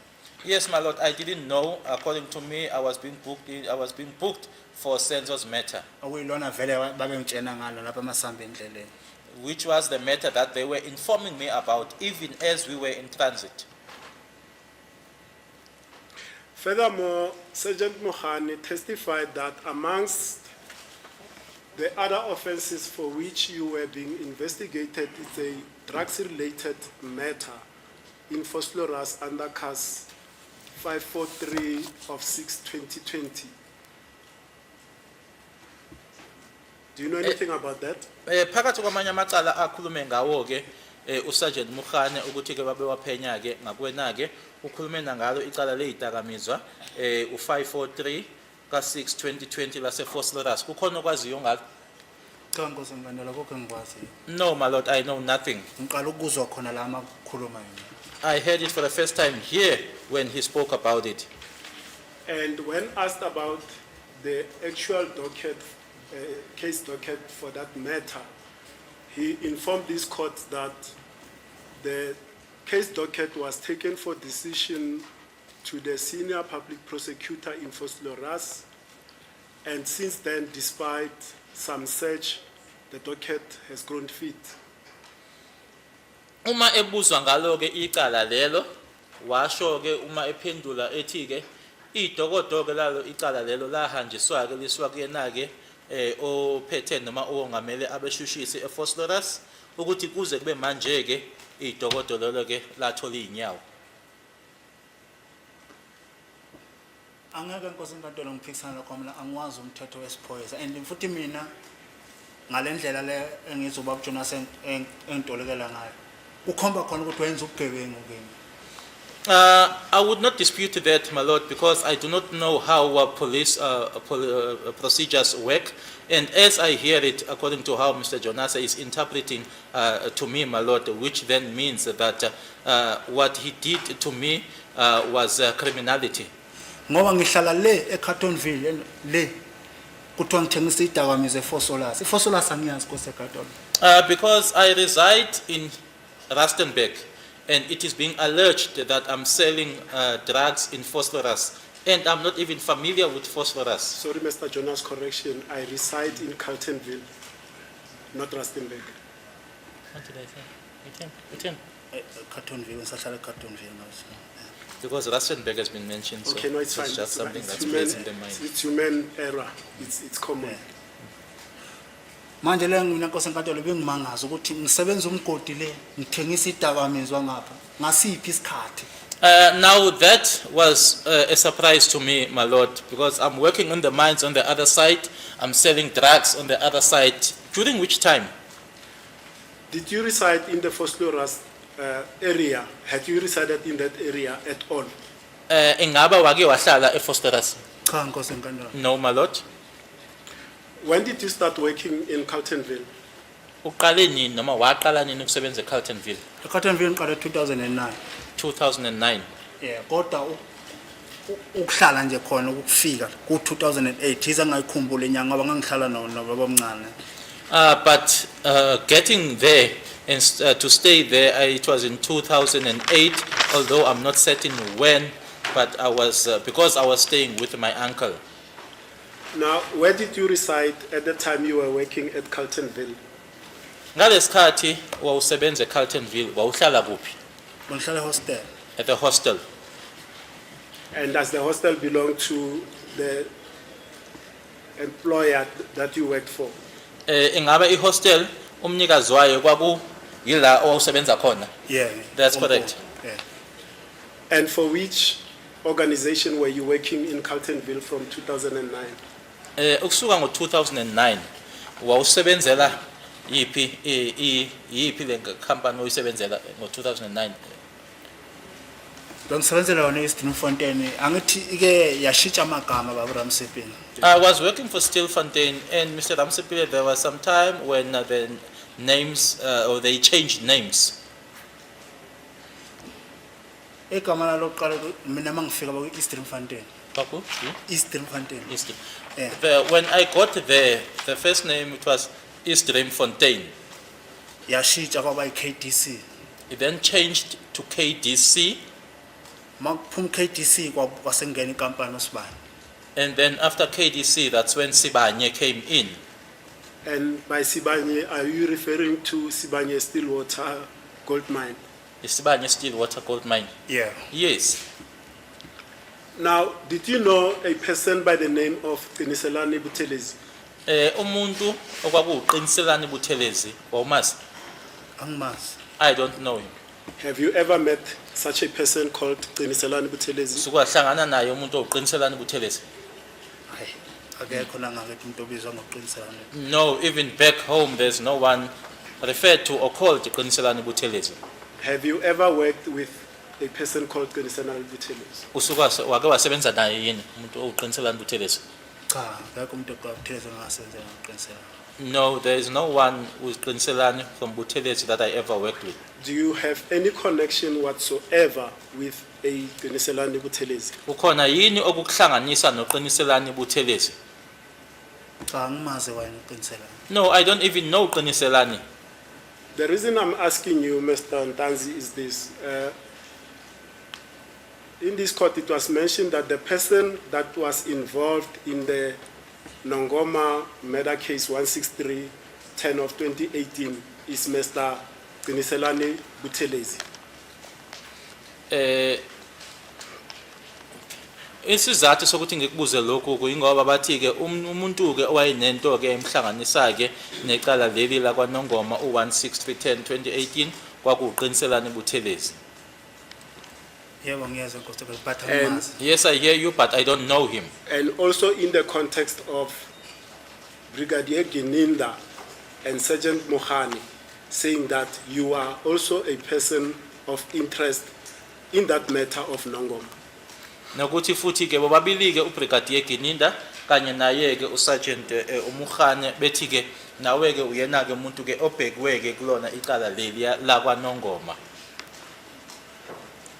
Yebo ngiyezwa. Yes, I'm listening. And Sergeant Mohani testified further that when he booked you in at the Pretoria North Police Station, the notation in the occurrence book is that you are in transito, meaning that you were booked in temporarily at SAPS Pretoria North with the aim of you being transferred to Nongoma.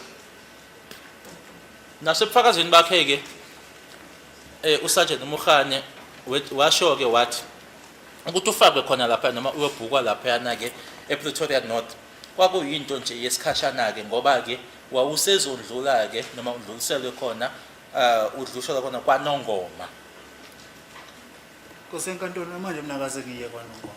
My lord, up until today I've never went to kwaNongoma Futhi azange ngibulala umuntu kwaNongoma. and I never killed someone kwaNongoma. Ngisho lapha eGoli azange ngibulala umuntu. Even here in Gauteng, my lord, I never killed anyone.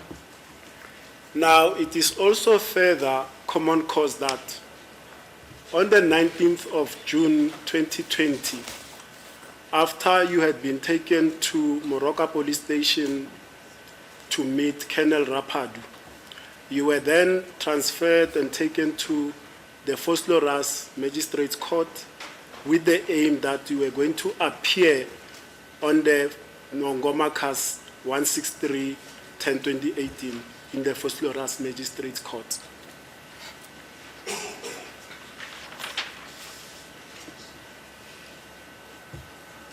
Just a moment. First, that's for the kwaNongoma case. Yes.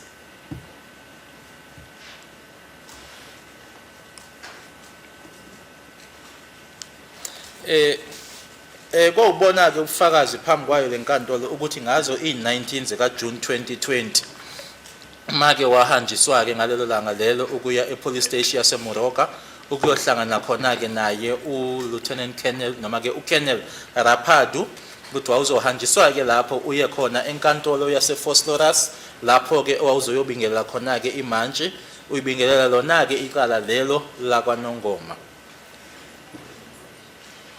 Akaze ngitshene wena lokho kosenkantolo. I was never informed about that, my lord. Okay, just by way of brief background, but I'll come to that in detail when I deal with other aspects. Brigadier Gininda testified that he called Sergeant Mukhane on the 19th whilst you were being detained at Pretoria North Police Station, and you were booked out for the purposes of being taken to the Fosloras Magistrates Court on the Nongoma matter. Brigadier Gininda ufakazi bakhe ke watshela lenkantolo ukuthi ke washala ucingo ke yena uSergeant Mukhane kathi ke wakhona lapho ePretoria North owawuzondluliselwa ke eFosloras la owawuzobingelela khona ke imantshi ngalo icala la kwaNongoma. Yebo ngiyezwa but kodwa Yes. angizwanga befonelana. Yes, I hear you, but I never heard them calling each other.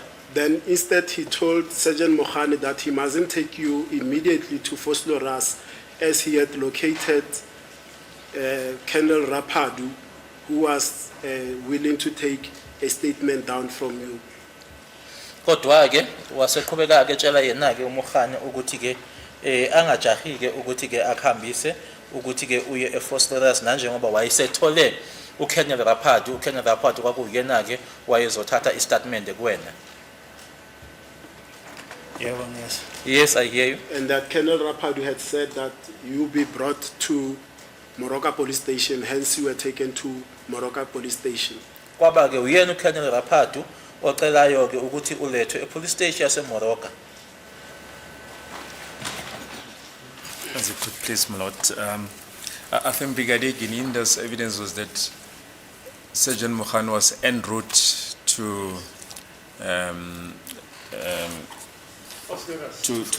no, not to Fosloras. Yeah. When to Fosloras, sorry, when he called him to say he has now located Lieutenant Colonel Rapadu, and that they must now stop over at Morocco police station. Not that he was still detained at Pretoria North, as counsel has put it. I may have skipped that little detail, my lord, but that is the gist, that he was en route, booked out for the Florence Magistrates Court. Then he got the call to say, for now, don't go to Florence, rather go to Morocco. There's a person waiting by Rapadu to take a statement from someone. That's the essence, my lord. I don't understand the basis of, I don't know even whether this was an objection or with all respect, I don't want to be disrespectful to anyone, my lord. So let me proceed with my evidence in chief. We wanted to correct it because counsel said they were still at Pretoria North when Brigadier Gininda called, and we're correcting to say they had already left Pretoria North and they were en route to Flores. Oh, my lord.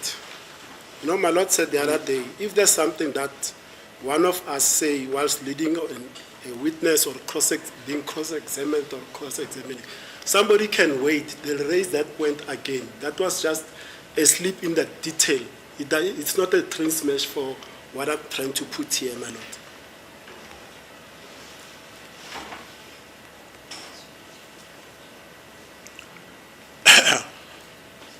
Now, you see, that's why these things, they tend to disturb me sometimes because I've now lost my train of thought.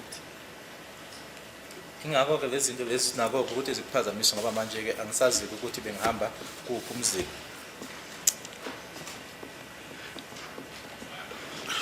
I think counsel was at the point where he said that Sergeant Mukhane received a call that he must not take the accused directly to Flores, but that he is located Lieutenant Colonel Rapadu at Morocco Police Station.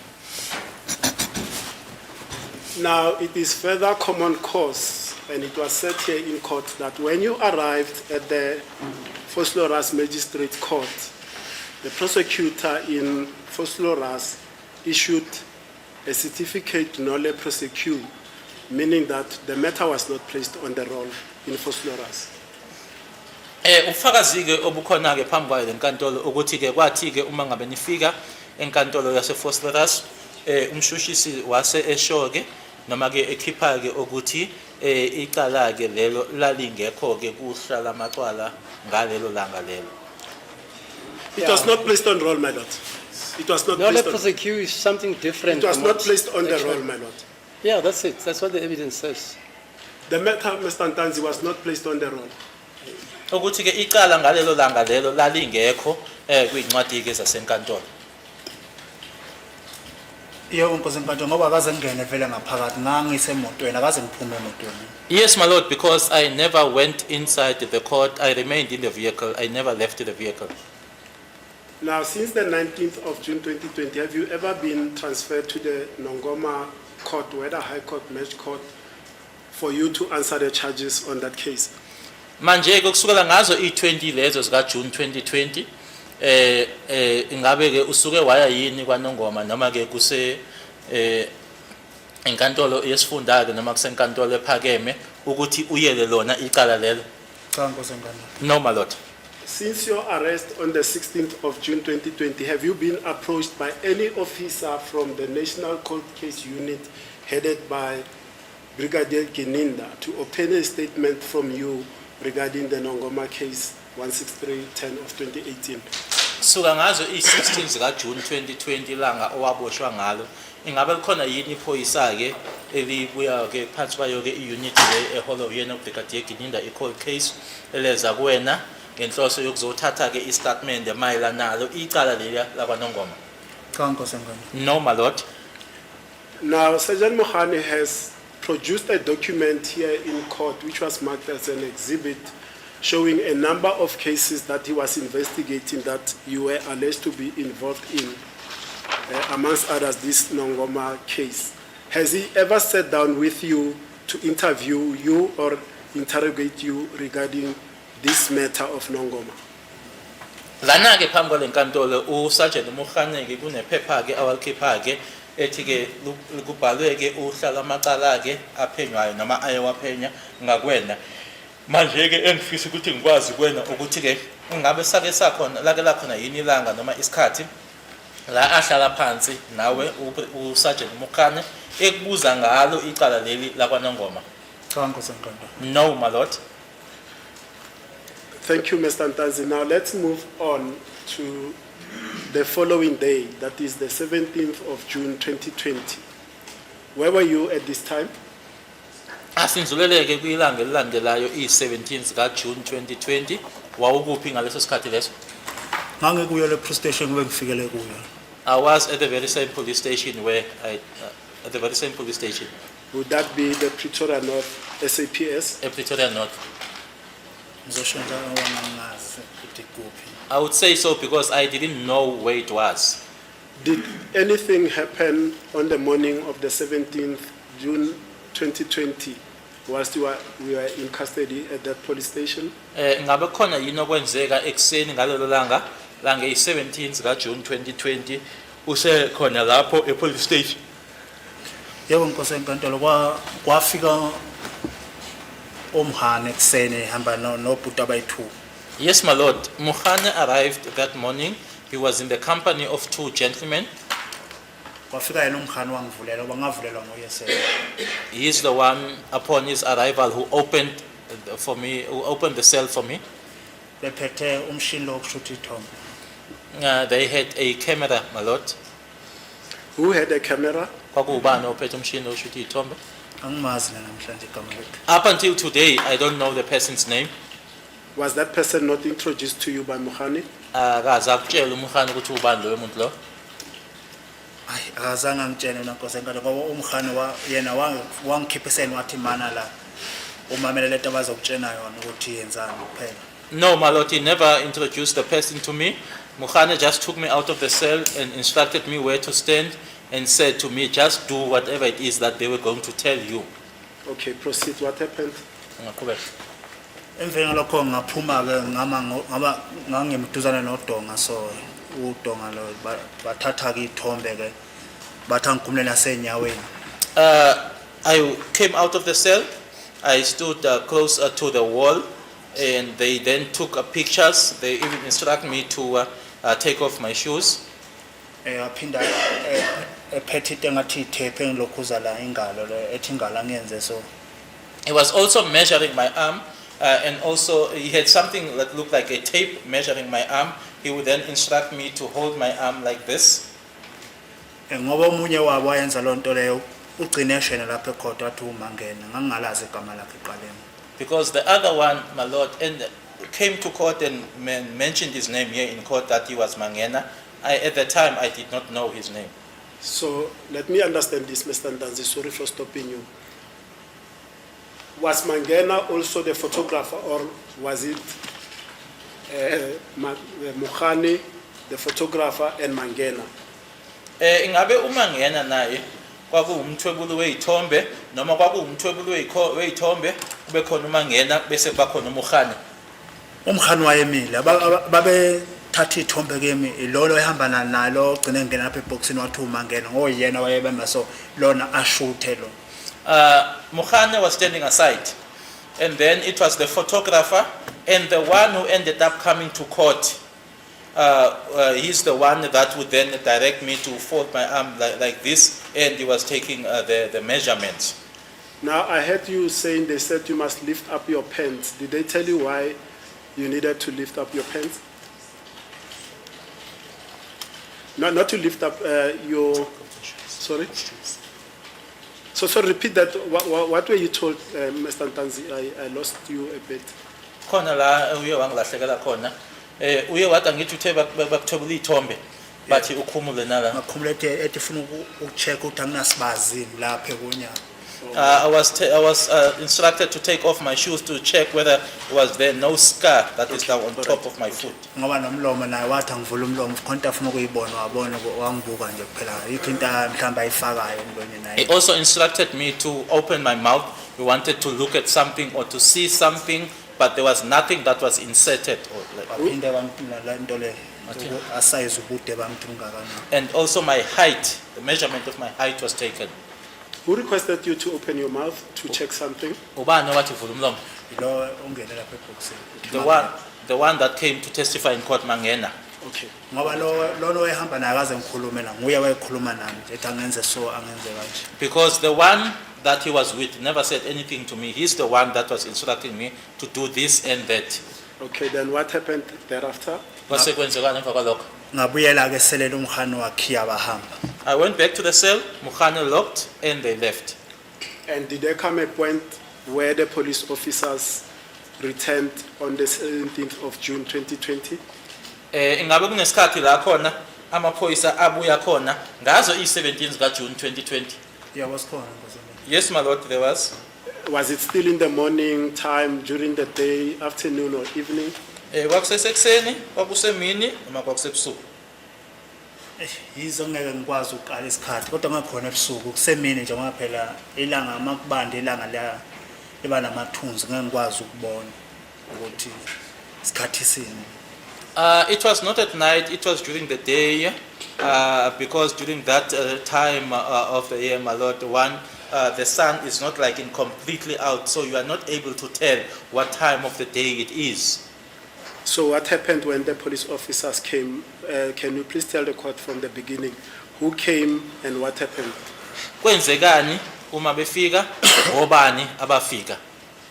Nkosi enkantolo ufikile umhani wangivulela futhi eseleni.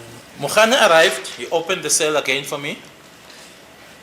Ngiyathemba uma uphuma kule yapho station uphuma ngaphakathi eseleni uphumela into le enofefe la ngazi bayibiza ngane ke. Uma uphuma isele uphumela endaweni enofefe Ofefe. ofefe lento ebekwa la phezulu la. I'm trying to think, my lord. I don't think I've got I know the word. Mina ngibiza mofefe angazi ukuthi ngathini nganye language. My lord, when you exit that cell, it's sort of like a plane that as you exit the cell. I will just have to look for this word. I'm not familiar with the word ufefe. Ngicela ngikubonisa sobaba Jonas. Angithi wayibona into ebasinyanga. Mina ngelanguage yami ngithi ufefe kwesinye isikhathi thatha ufefe. Nalo into imi kanjani njengofefe lo la phezulu. Mr. Jonas, you'll come back to it. Yes, because I can't interpret something I don't. I'm thinking something, but I don't want to say it. It's not my evidence. So come back to that word. He must explain to you. Come back to it. And then what happened, Mr. Ntanzi? Ngoba ama handcuff wangifasela khona kangifaselanga mangiphuma eseleni eseleni ngaphakathi. Ngoba uphuma eseleni umnyango wesele uyaphuma ungena la ngomnyango futhi okuphumela epassagini la. Because the handcuffs were not put to me when I was exiting the cell. It was right there because you exit and there's another door there. That's where the handcuffs were put on me. Ngoba mabhena wayemkhona lapho kulo mnyango lo. Because that's exactly where Mabena was standing at that particular door. Now, you are mentioning handcuffs. Let me just track back just 1 second. In the morning when they came and booked you out and photographs were taken, Colonel, the ballistic expert, what is his name? Mangena. Mangena took measurements of you. Were you also handcuffed at the time? Ngalesa sikhathi lesiya ngoba manje usukhuluma ngabo zankosi. Ngalesa sikhathi bekufike uMangena ekseni nalona owayethe kuyithombe eseqala ke. Nangaleso sikhathi leso kwabefake ozankosi. Cha bengangikhafa. No, I wasn't cuffed. Now, this time you are handcuffed. How were you handcuffed? Manje ke njengoba usho ke ukuthi ke uMabena wayemikulo yamnyango uthi wafaka ozankosi babefakwe kanjani ozankosi? Babengifaseswa. Like this, the witness with his hands in front. Then what happened? Proceed, Mr. Ntanzi. Kwase kwenzekani? Mabe ngifasa kuzankonze saphuma ke. We then went out. Samba khona la passage nje. We walked in that passage. Masifika saya ku indawo boardroom. We then went to a place that looked like a boardroom. Lapha nafika khona amaphoyisa behleli sonke etafuleni. In that boardroom, I found police officers that were seated around the table. Now you find police officers seated in the boardroom already. Did you recognize some of the police officers at the time you entered the boardroom? Ngabe ngaleso sikhathi leso ungena kuyona ke iboardroom akhona yini amaphoyisa thola ukuthi laba ngiyabazi noma owawazi lawo amaphoyisa lawo ayehlezi lapho? Kwabantu engangase ngibazi laba engangifike nabo ebusuku ngithi laba bayi2 engangihamba nabo vele laba babehleli phansi ngangazi ngisho yedwa. No, my lord, the only people that I knew are the people that I arrived with at night. the ones that were also taking me to that boardroom. But the ones that were seated, they were unknown to me.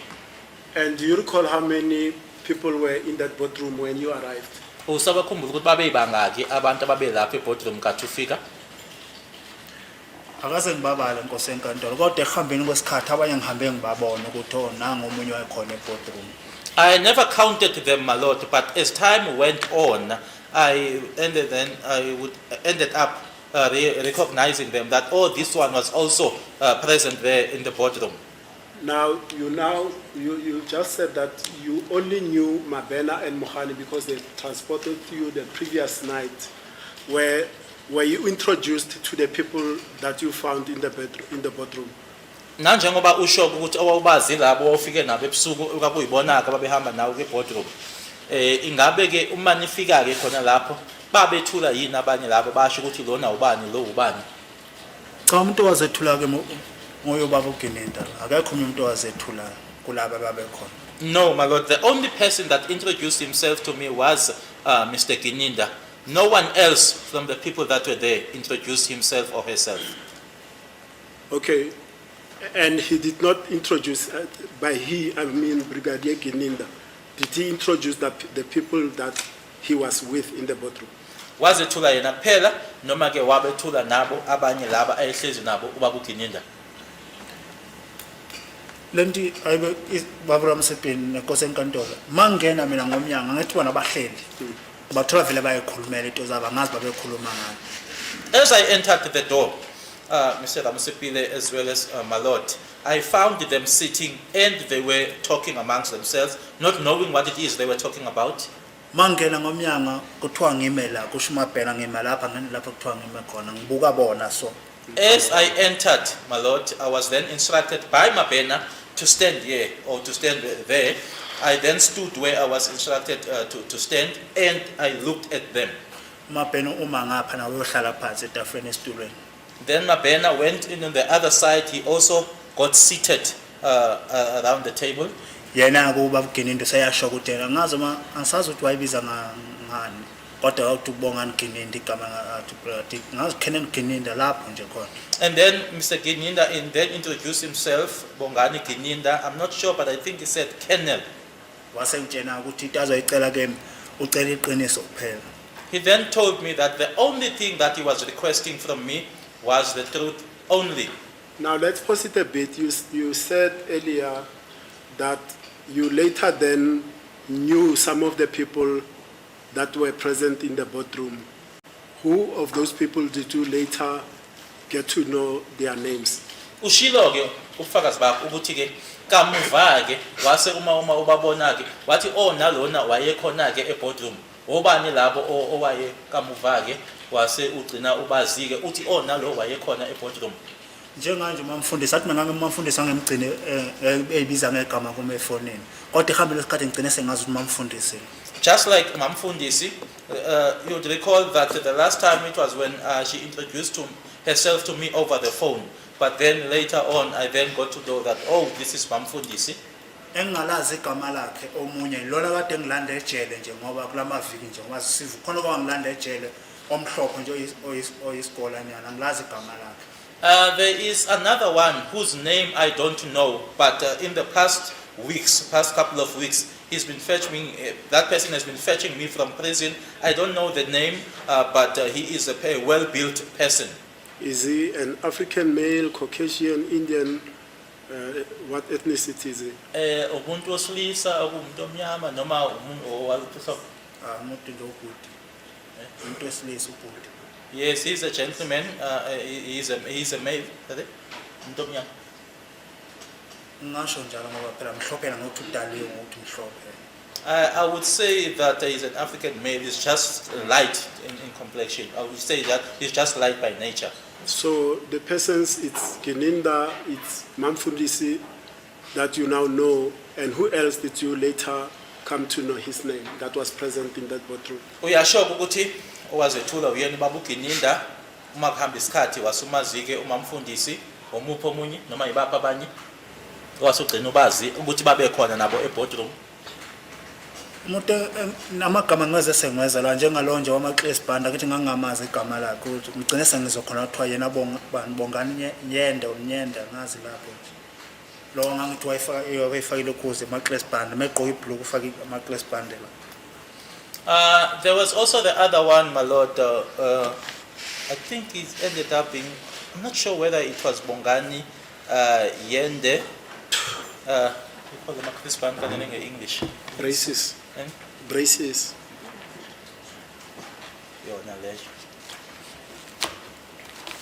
Now you say when you arrive in the boardroom, you are made to stand up, and then the person that first spoke to you is Colonel Gininda, and indeed at the time he was a colonel. And he says to you, all that he wants is nothing else but the truth. In what context did he say that? Uma esho kwena-ke uBrigadier Gininda ekwakuwukheneli ke ngaleso sikhathi wathi akukho kunye akufunayo yiqiniso. Uma esho lokho wayekusho phansi kwaziphi izimo uma ekusho lokho? Wayekhulumela phezu kwani? Mina kusenkathola zange ngiphendula ngoba wakufanele angitshela ukuthi ukhulumela phezu kwani ngoba uthena kade ungitshela lokho wabe phethe amaphepha so amaphepha kwakuzithombo wabe phositho amaphepha le imisoyitha abangibuza ukuthi ubani lo ubani lo. When he said that, my lord, I did not respond because I expected him to say that in which context was he saying that. And as he said that, my lord, he was in possession of documents. He then provided me or gave those documents to me and said that they should inquire from me because those documents there were photos telling them to ask me as to who was in those photos. Mr. Ntanzi, before we proceed further with the photographs that you were shown by Brigadier Gininda, he has testified in this court, and I'm sure you have heard him. He said on the 17th of June 2020, he was not present in that boardroom. In fact, the first time he met you, according to him, was on the 18th of June 2020 at Sibanye Stillwater in Carltonville.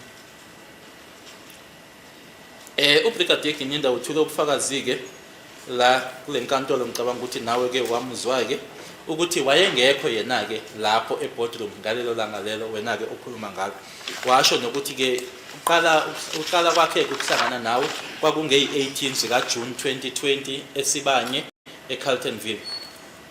Kusenkantolo ngamphikisa mina la mangikhumbula ngaze ngatshela nobaba uMgomeza ukuthi akamtshela ukhohlisa inkantolo ngalokho akusho ngoba mina ngangikhuluma naye straight no face to face.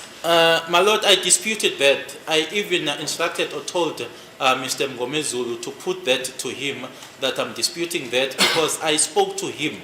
In other words, we were facing each other. I spoke to him directly. And Sergeant Muhola, whom we also know that she's known as Mam Fundisi, also testified in this court to say that she indeed arrived at that boardroom, but she only arrived later when the interview was about to end. Obunyeke uyena ke uSergeant Muhola owaziwayo ke nangalo ke igama lika Mamfundisi owavuma ke yena washo ukuthi impela wafika lapho kuleyo boardroom kodwa ke uma yena efika ke lapho konke ke lokho kwakhulunywa ngakho kwakusekuzoqedwa. Ukhuluma iphutha kusenkantolo ngibathole bonke behleli ngoba isitulo mangitshela nje court isitulo sahleli uGininda sasibuka mina esijikisile sabuka mina zonke izitulo zayo babehleli bebuka itafula uye kuphela wayehleli ebuka mina ejikisa isitulo ebuka mina. She made a mistake, my lord, because when I got there I found them seated there.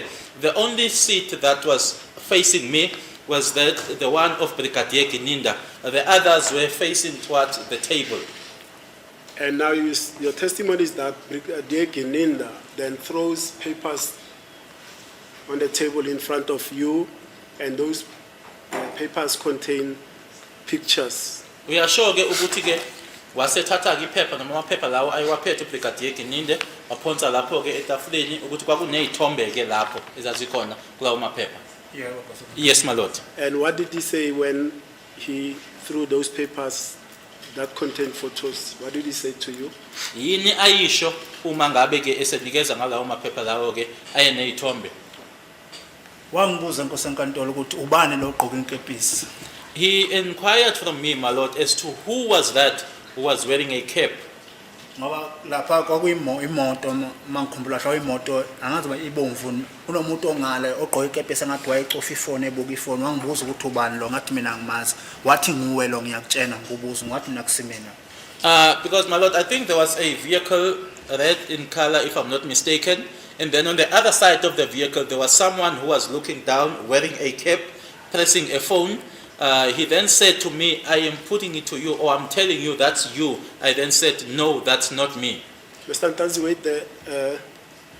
My lord, in the morning, I approached my learned colleague with all my humility to request him that we did not manage to secure the technician that normally assists the defense with operating the laptop and the screen, and I informed him that I intend only to use today Exhibit BB and Exhibit S, if he could assist us just with, in fact, I'm only going for today, refer to one picture, my lord, on one photo on Exhibit S, and it pertains to this topic that Mr. Ntanzi is talking about. If we can be assisted with that, my lord. Mr. Sibanda, please. Is that possible?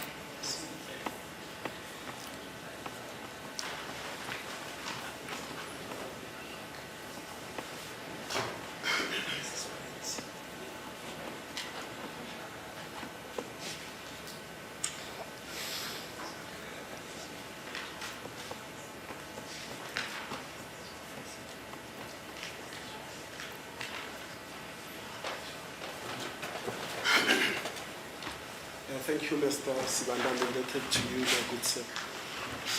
Now, Mr. Ntanzi, if you take a look at photograph, I think it's on page 47 of Exhibit S.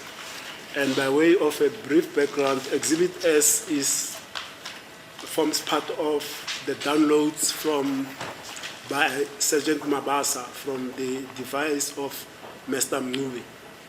Uma ubuka ke isithombe lesi ke ila ithombe ke ezathola uyena ke uSergeant Mabasa kumakhala ekhukhwini wakhe umnumzana uNcube. Now, is that the photograph that you are referring to that Brigadier Gininda, amongst others, showed to you in that boardroom? Isona lesithombe uqeda ukukhuluma ngaso uthi isona uBrigadier Gininda akutshengisa sona eboardroom. Yebo Nkosi enkantolo yiso leso ngoba lesa sithombe lo yamuntu ongemuva yena la wayithi uGininda yimi lo wekepisi lo ofaka into kathi nyema lighted emhlophe nyana. That's correct, my lord. This is the photo I was referring to, and the person on the other side of the vehicle, that is the person that Brigadier Gininda referred to, saying that was me, wearing a cap. My lord, may I approach Mr. Numalo for a second?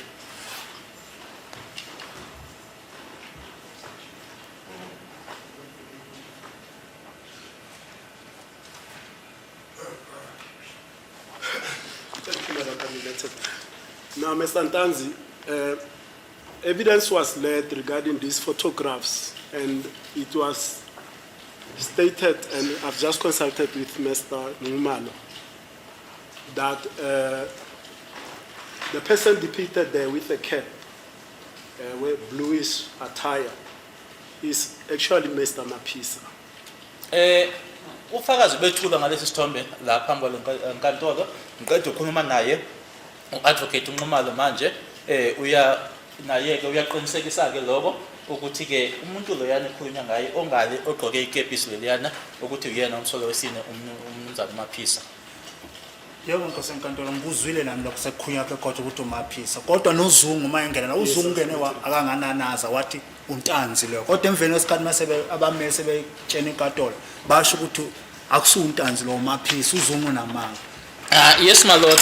I heard that it was indeed confirmed that was Mapisa. But even Constable Zungu, when he came to court and he wasn't hesitant. He said that's Ntanzi. But after some objections from the defense, he was told that is Mapisa. But Zungu said that's Ntanzi. You had anticipated my next question because I was going to put the same proposition to you that Constable Zungu testified that when they ran out of alcohol, some people got into a red Uno, amongst them yourselves, to go and buy alcohol for the festivities they were having at Basotho Hostel. And he pointed at that picture to say that is actually Mr. Mafika Ntanzi. Usungihambele phambili ke ngoba bekuzoba wona umbuzo wami olandelayo ke lowo ukuthi ngempela ke uma ethola ubufakazi bakhe uConstable Zungu wathi ke ngelanga ke babengalo lapha yana ke kwase kuphela ke iziphuzo bahamba ke bagibela kwiuno eyayibomvu ngombala washo ke wathi omunye wabo ke kwakuwuntanzi ekhomba sona isithombe lesiyana. Okay, and after he had shown you, thank you, Mr. Siban. After he had shown you this photograph, did you comment on this photograph? What did you say to Brigadier Gininda? Esetshengisile ke lesi sithombe ngaleli langa lapha boardroom uBrigadier Gininda. Ethi wena ke waphendula wathini wena kulokho? Nganqaba mina Nkosi enkantolo ngathi akusimina. Nasefosola azange nje ngaze ngavakasha khona. I refuted that, my lord. I said that was not me, and I also told him that I'd never even visited Phosphorus. Sorry, can we have a look at that photo again? Sorry, my lord. The photo that was... It's on page 47 of Yeah. Exhibit Let's S. all see. Okay. Because I only see a head there. A red? A head. Yeah, the head is bent, my lord. Only see a head. A head? You don't see the face. Yes. You don't see the shoulders. You don't see even the rest of the body. Am I correct? My lord, I was... No, I'm not Yes, arguing that's with correct. you. That's I'm correct. just saying me, as I look at that Yes. photo. No, indeed, 100%. Yeah. 100. But my lord, there's a further photo. It was made a further supplement to Exhibit S. There's a photograph of Mr. Mapisa dressed in this attire and sitting at George Go Hostel on the stairs, which shows now There's no clearly the problem with face. that. Misunderstanding me. Yes. I say, you don't see who No, that I agree is. with the Yeah, that's all. Manachi. Yes. But I'm also elaborating by saying there's even a photo where now the face shows. It was made an exhibit as part of this, my lord.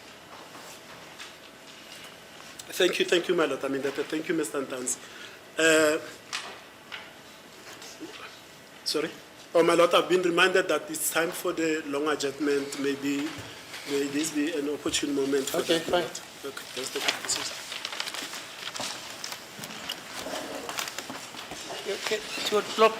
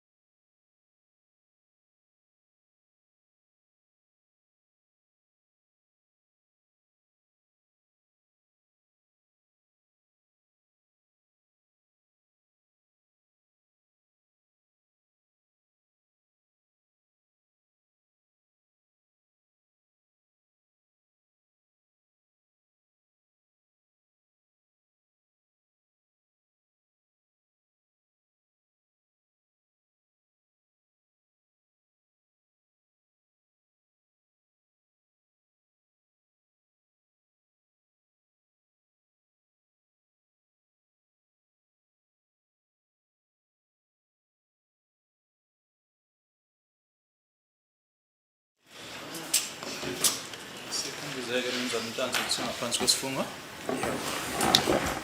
My Lord, just before Mr. Damsipile starts, can I just rectify that which I said? Yeah, The witness used the word ufefe. yeah. So in isiXhosa, which is my home language, ufefe means grace, so I wasn't sure. The witness was referring to what you refer to as the iron mesh, my Lord. He even made an example of the braai stand, the net Yeah. that you place on top of the stand when you braai. So that's what the witness was referring to as to the passage that he passed on. Yeah. He also referred to Mr. Yende, Ubongani Yende, wearing a Chris band, which is Right. a braces. Okay, thanks. As the court pleases, my lord, may I proceed? Yes, yes. Thank you, madam. Thank you, Mr. Ntanzi. Now, Mr. Ntanzi, before we proceed, I've asked my learned colleague, Mr. Sibanda, just to refer to photo 9 of Exhibit S.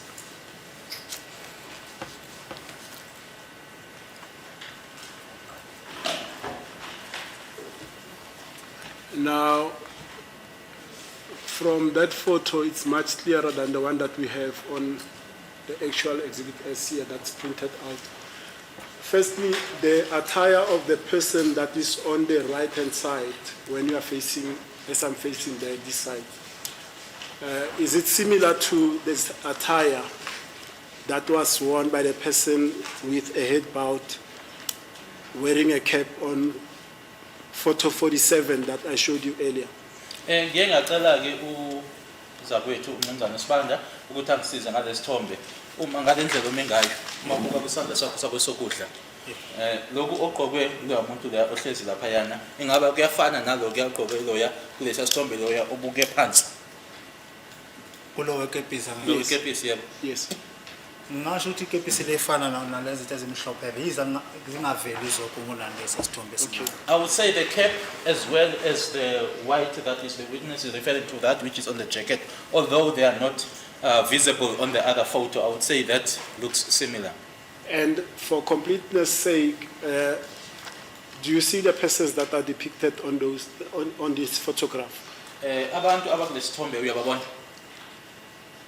Ngiyasibona isithombe. I see the photograph. Yes, the persons depicted thereon. Yebo. Can you recognize them? Yebo ngikhuluma ngabantu ke laba abasesithombeni. Uyabazi? Ngiqala ukuzwa lapha ecourt ukuthi ngobani. I heard for the first time here in court as to who they were. Okay, at least understand what you are saying. You heard here in court for the first time who they were. You've never met them before the 26th of October 2014. Is that correct? Uzwe la So, sorry, let me rephrase, my lord. Let me rephrase, sorry. Have you met the persons depicted here on the photograph prior to 26 October 2014? ngaphambi kwe-26 ngiyakuzwa lokho kushoyo ukuthi uzwe la enkantolo. Manje ke ngaphambi kwe-26 October 2014 sike wahlangana yini nabo ngaphambi kwe-26 October 2014 wake wahlangana yini nabo? Cha angibazi. No, I don't know them. And when did you first meet the persons depicted on this photograph? Qale la owaqala khona ukuhlangana nabo. You said where or when? So When? yebo. Waqala nini ukuthi uhlangane nabo koqala? Laba balawo esithombeni nini? Kwakunini? Mawuqala uhlangana nabo. Senkantolo mina ngengikwazi kakhulu ukuphendula ngesithombe. Okay, Ngoba let's- isithombe let's- ngisise mhlambe into ngathi umuntu osona mhlambe. I won't be able to respond on a photo because a photo, I wouldn't say that it is a particular Okay, person. no, let's leave it there. Thanks, Mr. Sibanda. Now, you are saying Brigadier Gininda through photographs, the one is the one on page 47 of Exhibit S. The other photographs, what did they depict?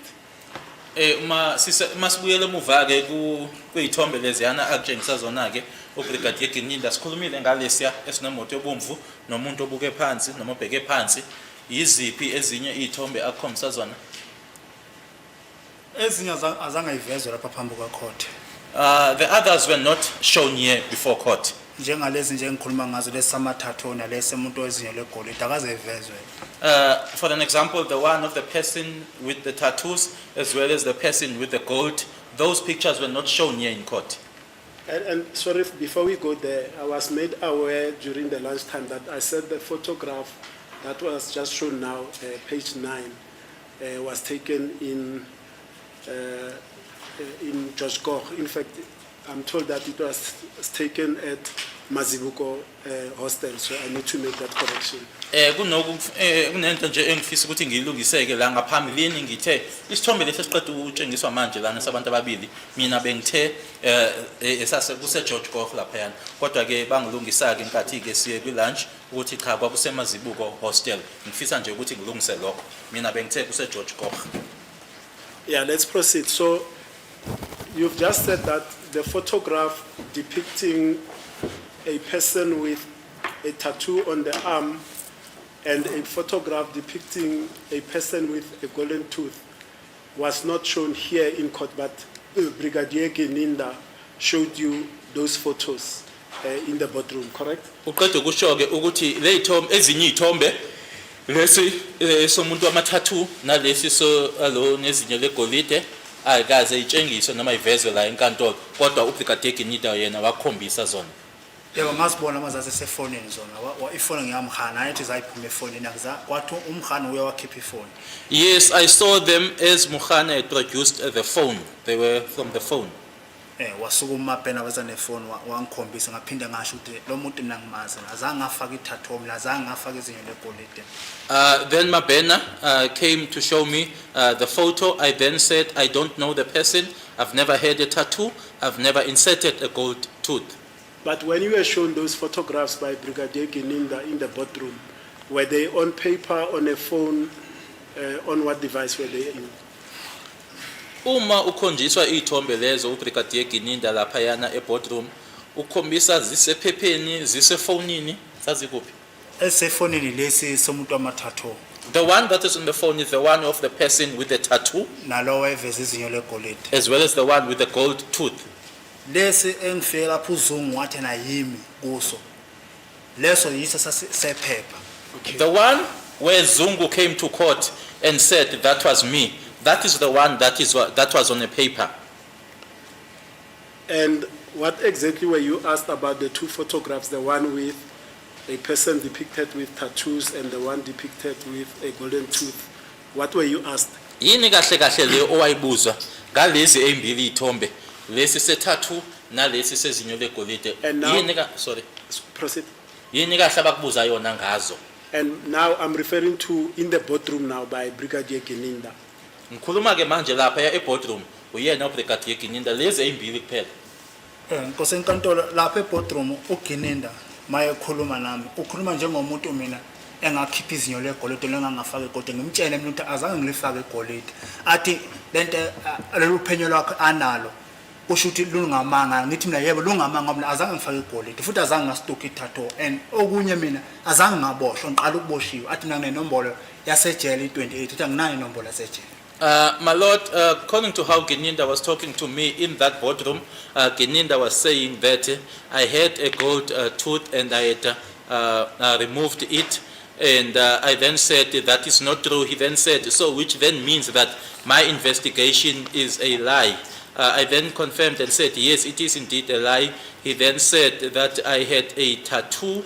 I said to, a number here, that is now a prison number. I said to him, I've never had a prison number. This is the very first time that I'm being arrested. I have never ever been arrested. Even now, before this court, I do not have a tattoo. I've never had a gold tooth. And what else did Brigadier Gininda ask you besides the tattoo and the golden teeth? Were you asked about any features on your face or your hairstyle?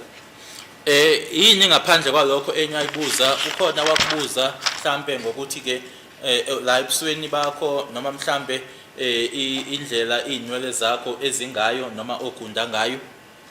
Into ngibuza ngayo lokho irasta phela ngathi nazange ngifake irasta nasekhaza ngilibeke irasta ngabe ngibuya khona. The only thing that he asked me, or the other thing that he asked me about was the dreadlocks. I told him that I've never had dreadlocks. Even back home where I'm coming from, there's never been anyone with dreadlocks. And exactly what did he say about the dreadlocks in respect to your hairstyle appearance? Kahle kahle yini le ayisho ngerasta? Engibuza ukuthi ngangalenza nerasta lapha ekhanda athi ngacha azange ngenze irasta ekhanda. Asking me if I've ever had the dreadlocks on my head, I said no, I've never had dreadlocks on my head. And during that interaction, you said there were several other police officers. Was the person who was questioning you primarily Brigadier Gininda, or did the other officers as well partake in asking you questions? Ushilo ukuthi aye khona abanye amaphoyisa aye lapho kuleyo boardroom leyo. Ingabe ke umuntu owayehloma imibuzo kwakuGininda kuphela noma nabanye nabo ke babe hloma imibuzo? Abantu apha ngosenkantolo ngangikhuluma nawo uMabhena kodwa ikakhulu ngangiqondene nawo uGininda uMabhena wayebenje abuze lo mbuzo lo. The other one was Mabhena, my lord, but the person that I was mostly interacting with was Gininda. Now and then, Mabhena would be asking a question. And you said you were made to show your arm or arms to determine whether or not you had a tattoo. How were you asked to show that? Ushilo ukuthi kunala khona ke owawucelwa ke ukuthi ke awuboniseke la kuwena ke isandla leso ukuthi ke ungabe unayo yini i-tattoo. Wakwenza kanjani noma bakucela kanjani ukuthi wenze lokho? Ngosenkantolo boardroom uGininda wathi angigumule. In the boardroom, my lord, Gininda asked me or told me to undress. Ngagumula ke ijacket angigqokile neskipa nevest angaqimba ngaphezulu.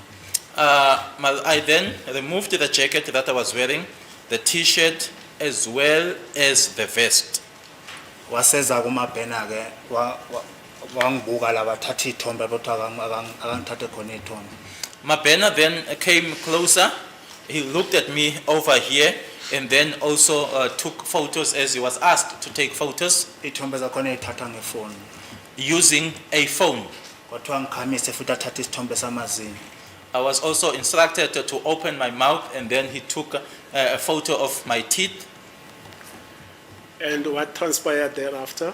In the Emva boardroom? kwalokho kwenzekani? Emvela kwaqhubeka ke ngibuza imibuzo ukuthi ngangikuphi ngoba kimi wayebala ama date ayi2 wayebala i27 826. He kept on then asking me questions and then he was making mention of two dates, the 27th as well as the 26th. The 27th of which month and year, if you recall, and the 26th of which month and year? Was he asking I-26 about? ne-27 zayiphi inyanga nonyaka?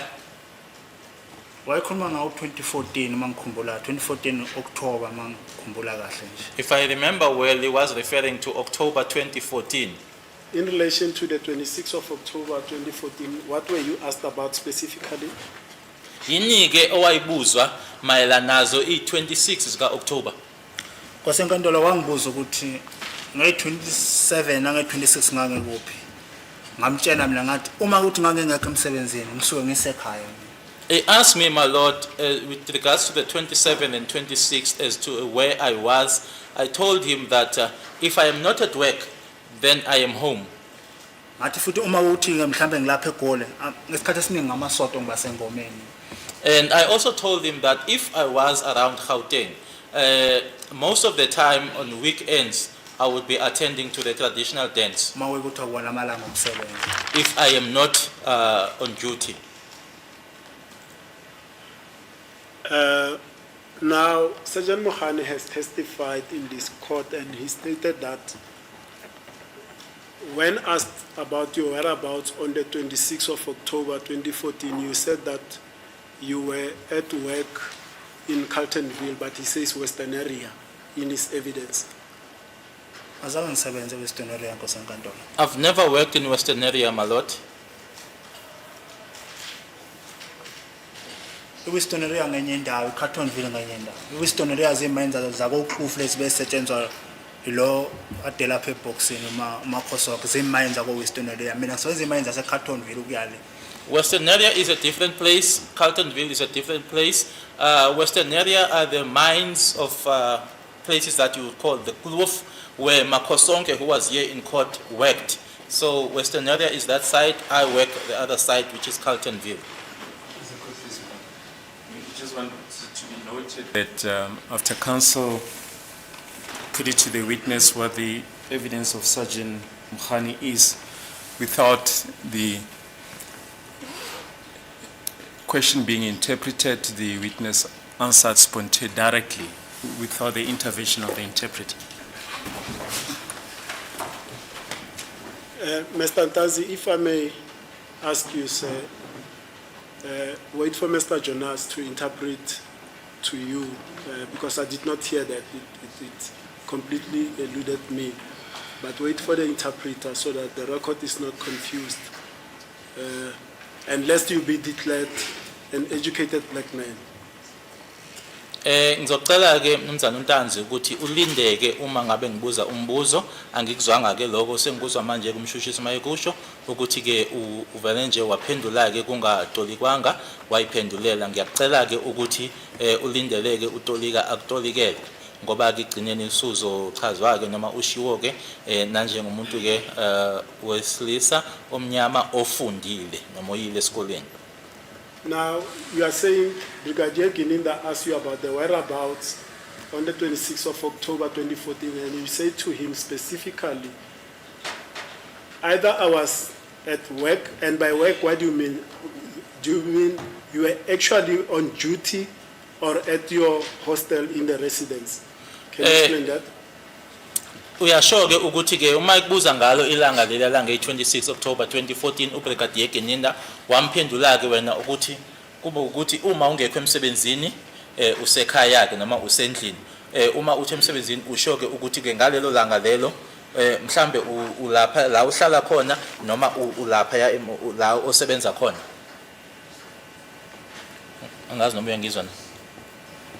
Ngayixoxisa kanje phambi kwesenkantolo isikhathi esiningi ngithi mina ngihlala lapha eGoli lapha ngisebenza khona ekhaya ngiya mhlambe mangicelela umalanga la ngihambe ngiye ekhaya. I can explain it like this. Most of the time I'm at work and I would be there where I am staying. But if I have to go home, back home, it would be where I then request for some days. I would then go back home. Now, when Brigadier Gininda asks you about your whereabouts, especially relating to the 26th of October, did you at that time even know the date when Senzo Meyiwa was killed? Uma ke uBrigadier Gininda wayekubuza ukuthi wawuphi nendawo ngaleso sikhathi noma ngalelo langa lelo ingabe wena ke uwena ubongani uNtanzi wawazi noma wawulazi ilanga abulawa ngalo uSenzo Meyiwa? Angalazi because ngatana ngangitshenwa nguye engibuza ngalama date nangawe yonke into eyenzakalayo. I didn't know, my lord. He's the one who was asking me about the dates and also telling me about everything that had happened. The reason I'm asking you is that Brigadier Gininda has testified in this court that when he met you at Carltonville on the 18th of June 2020, and he had an engagement with you, without you being prompted, you indicated that you knew about this date of the 26th of October 2014. Isizathu sokuthi ngikubuza ngalendlela ke ingoba ubufakazi bakhe abethula la phambi kwalenkantolo uBrigadier Gininda wathi ke ngazo i18 ka June 2020 wena ke owamphendula ke ngayo idate le yange 26 October 2014 angakaze yena ayisho. Ngikhulumela iphutha nkosenkantolo. No, he made a mistake against me, my lord. Now, you are saying also he asked you about the 27th of October 2014. Exactly what did he ask you about this date? Uyasho ke nokuthi wakubuza nangazo i27 ka October 2014 yini kahle kahle ayisho ngale date yange 27.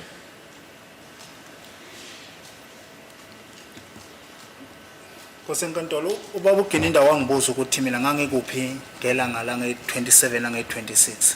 My lord, Brigadier Gininda asked me about my whereabouts on the 27th as well as the 26th. Mina ngimphendula ukuthi uma ngingekho emsebenzini ngisuke ngisekhaya. I then responded by saying, if I am not on duty, then I am home. Ngoba futhi yena yamthusa lento ukuthi mina ngiyasebenza. Opinion lakhe nawe yazi ukuthi mina ngisebenza ngomuntu wamateksi. Because it even came as a shock to him that I was gainfully employed. Because according to him or according to his investigation, I was not employed, I was in the taxi industry. Mina ngingakho ngangimphendula ngalendlela ukuthi mangingekho eGoli mina ngisuke ngisekhaya endaweni zokuthi ngihamba eGoli kosekatola nilazi. Hence I then responded to him by saying that if I am not around Gauteng, then I am back home. So I do not even go around here in Gauteng. I'm not familiar with Gauteng. And what transpired after he asked you about these 2 dates of the 26th and 27 October 2014? Esekubuzileke ngalamalanga amabili i-26 kanye nazo i-27 October 2014 kwasekwenzekani. emveni lokho kosekade sebeqedile nje ukungibuza ke lembuza lokho engibuza ne boardroom no baba Mabhena ngaphinda ngaba ngase ngigqokile sebeqedile sengigqokile ngase ngifasa futhi sebeqeda ngase ngihamba ngibele emaseleni. After they were done asking me questions, my lord, him together with Mr. Mabhena, I was already dressed by then. I was then handcuffed and taken back to the cells. Now, before you were taken to the cells, and in that context of you telling Brigadier Gininda that you are not in the taxi industry, you are gainfully employed, did the police officers, Brigadier Gininda, Mabhena, ask you whether you were willing to take them to where you worked? Usuqedileke lapho noma esekubuzileke noma ecabanga ukuthi yena ke umuntu wamatekisi ingaba amaphoyisa ke yena uBrigadier Gininda abo Mabhena namanye amaphoyisa ingaba bacela yini ukuthi uhambe nabo ubase la usebenza khona? Azange bangicela Nkosi. They never requested me, my lord. Okay. And were you informed before you left the cells that you were at some stage going to be taken to your place of employment to confirm that indeed you had worked there? Ingabe ngaphambilini kokuthi ke ukhishwe emaseleni bakutshela yini ukuthi bazohamba nawe baye la osebenza khona ukuyoqinisekisa ukuthi wake wasebenza yini lapho? Cha azange bangitshela Nkosi. No, they never told me, my lord. Okay. And that was it all that transpired on the 17th of June 2020? Yiloko okwenzeka nge-17 ka June 2020. Yilokho nje babengibuza imibuzo yokuthi ngangikuphi ngelanga so ngisho ke mina uma ngithi ngangingekho emsebenzini ngangisekhaya. Yes, so that's what happened. They were just asking me as to where I was on those dates. I then responded by saying if I'm not on duty, I will be back home. Now let's go to the events of the 18th of June 2020. Where were you on this date? Asiyeke kwilanga langa 18 zika June 2020. Wawukuphi ngalelo langa? Ngangikhona lapha kule police station la ngangilokho ngekuyo. I was at the very same police station where I was kept. And what transpired on that day of the 18th of June 2020, if anything at all? Kwenzekani ngalelo langa lelo uma kuwukuthi khona kwenzeka ilanga lelo langa 18 zika June 2020? Nkosi inkantolo kufika yena uSergeant Mkhane ezongivulela eseleni. Sergeant Mukhane arrived, my lord, to open up for me at the cells. Mayivula eseleni uyangitshela ukuthi angivuka ngiqoqa. When he opened, he then told me to wake up and get dressed. Ngivuka ngiqoqa ijacket ngoba iblue ngangiliqoqile vele ngivuka nje ngiqoqa ijacket ngoba kwakubanda. Indeed, I got up and I put on a jacket because I had already had pants on. So I put on the jacket because it was cold. Mangiphuma ke umkhona lapha phakathi kuyo le ndawo lengithe inofefe umile mina ngithi ngapha ngaphakathi eseleni ngiphume ngiye kuya fika ngifaka amakhafa lapha ezandleni. When I got out, my lord, he was standing there in that place which I had referred to as having the iron mesh, and he put on the handcuffs. Sihambeke siyophuma ngomnyango maphuma ngomnyango naye imoto imkhona lapha iFortuna lemhlophe khona Mabhena khona. We then went, my lord, went out of the door, and as we went out, the white Fortuner was parked right there, and Mabhena was inside, or Mabhena was there. Now let me stop you there. You are booked out by Sergeant Mukhane. What time was it, if you recall, or around approximately what time was it? Was it in the morning? Was it during the day, evening? What was the time? Uma kuwukuthi ke usakhumbula kwakusikhathi sini uma uMukhane ezokhipha kwakusekuseni kwakusemini uma kuwukuthi usakhumbula kwakuyisikhathini? Isikhathi angizwa ngingasazi because enkantolo kodwa khona kwakusekuseni not ekuseni kakhulu etatha kusekuseni nje isikhathi ngangenaso ngoba laphana e-police station kunebhilidi la ibhilidi elivale ilanga ukuthi lingahlabi la emaseleni kuba ilanga ngangilikhona ukubona isithunzi yakhona ukusibona ngoba mina ngumuntu owelusa inkomo uyakhona ukubuka isikhathi ngesithunzi uma umuntu owelusa inkomo. My Lord, I did not have time on me, and so I was not able to tell as to what time it was exactly. And because there is a building that is sort of stopping the sun from shining where the cells are, because if there was sort of a shade there, as someone who is a shepherd, I'm able to detect the time by just looking at the shade or the shadow, my Lord. So I was not able to do that because there's this building that is blocking the sun from coming through. Now, it is common cause, and one of the registers from Pretoria North, SAPS, shows that you were booked out. So the witness did say that it was in the morning, but not like in the early hours of the morning. Okay. All right. So, as I was saying, it is common cause, and a register from the Pretoria North SAPS was produced in this court to show that Sergeant Mohane booked you out at 8:05 a.m. on the 18th of June 2020. Ikhona ke incwadi noma zikhona incwadi ke zakhona lapha e-police station yase-Pretoria North kubhaliwe ke lapha ukuthi ke isikhathi akhipha ngaso uSergeant Mohane ngazo i-18 zikaJune 2020 kwaku-8:05 imizuzu ke emihlanu eseshayile u-8.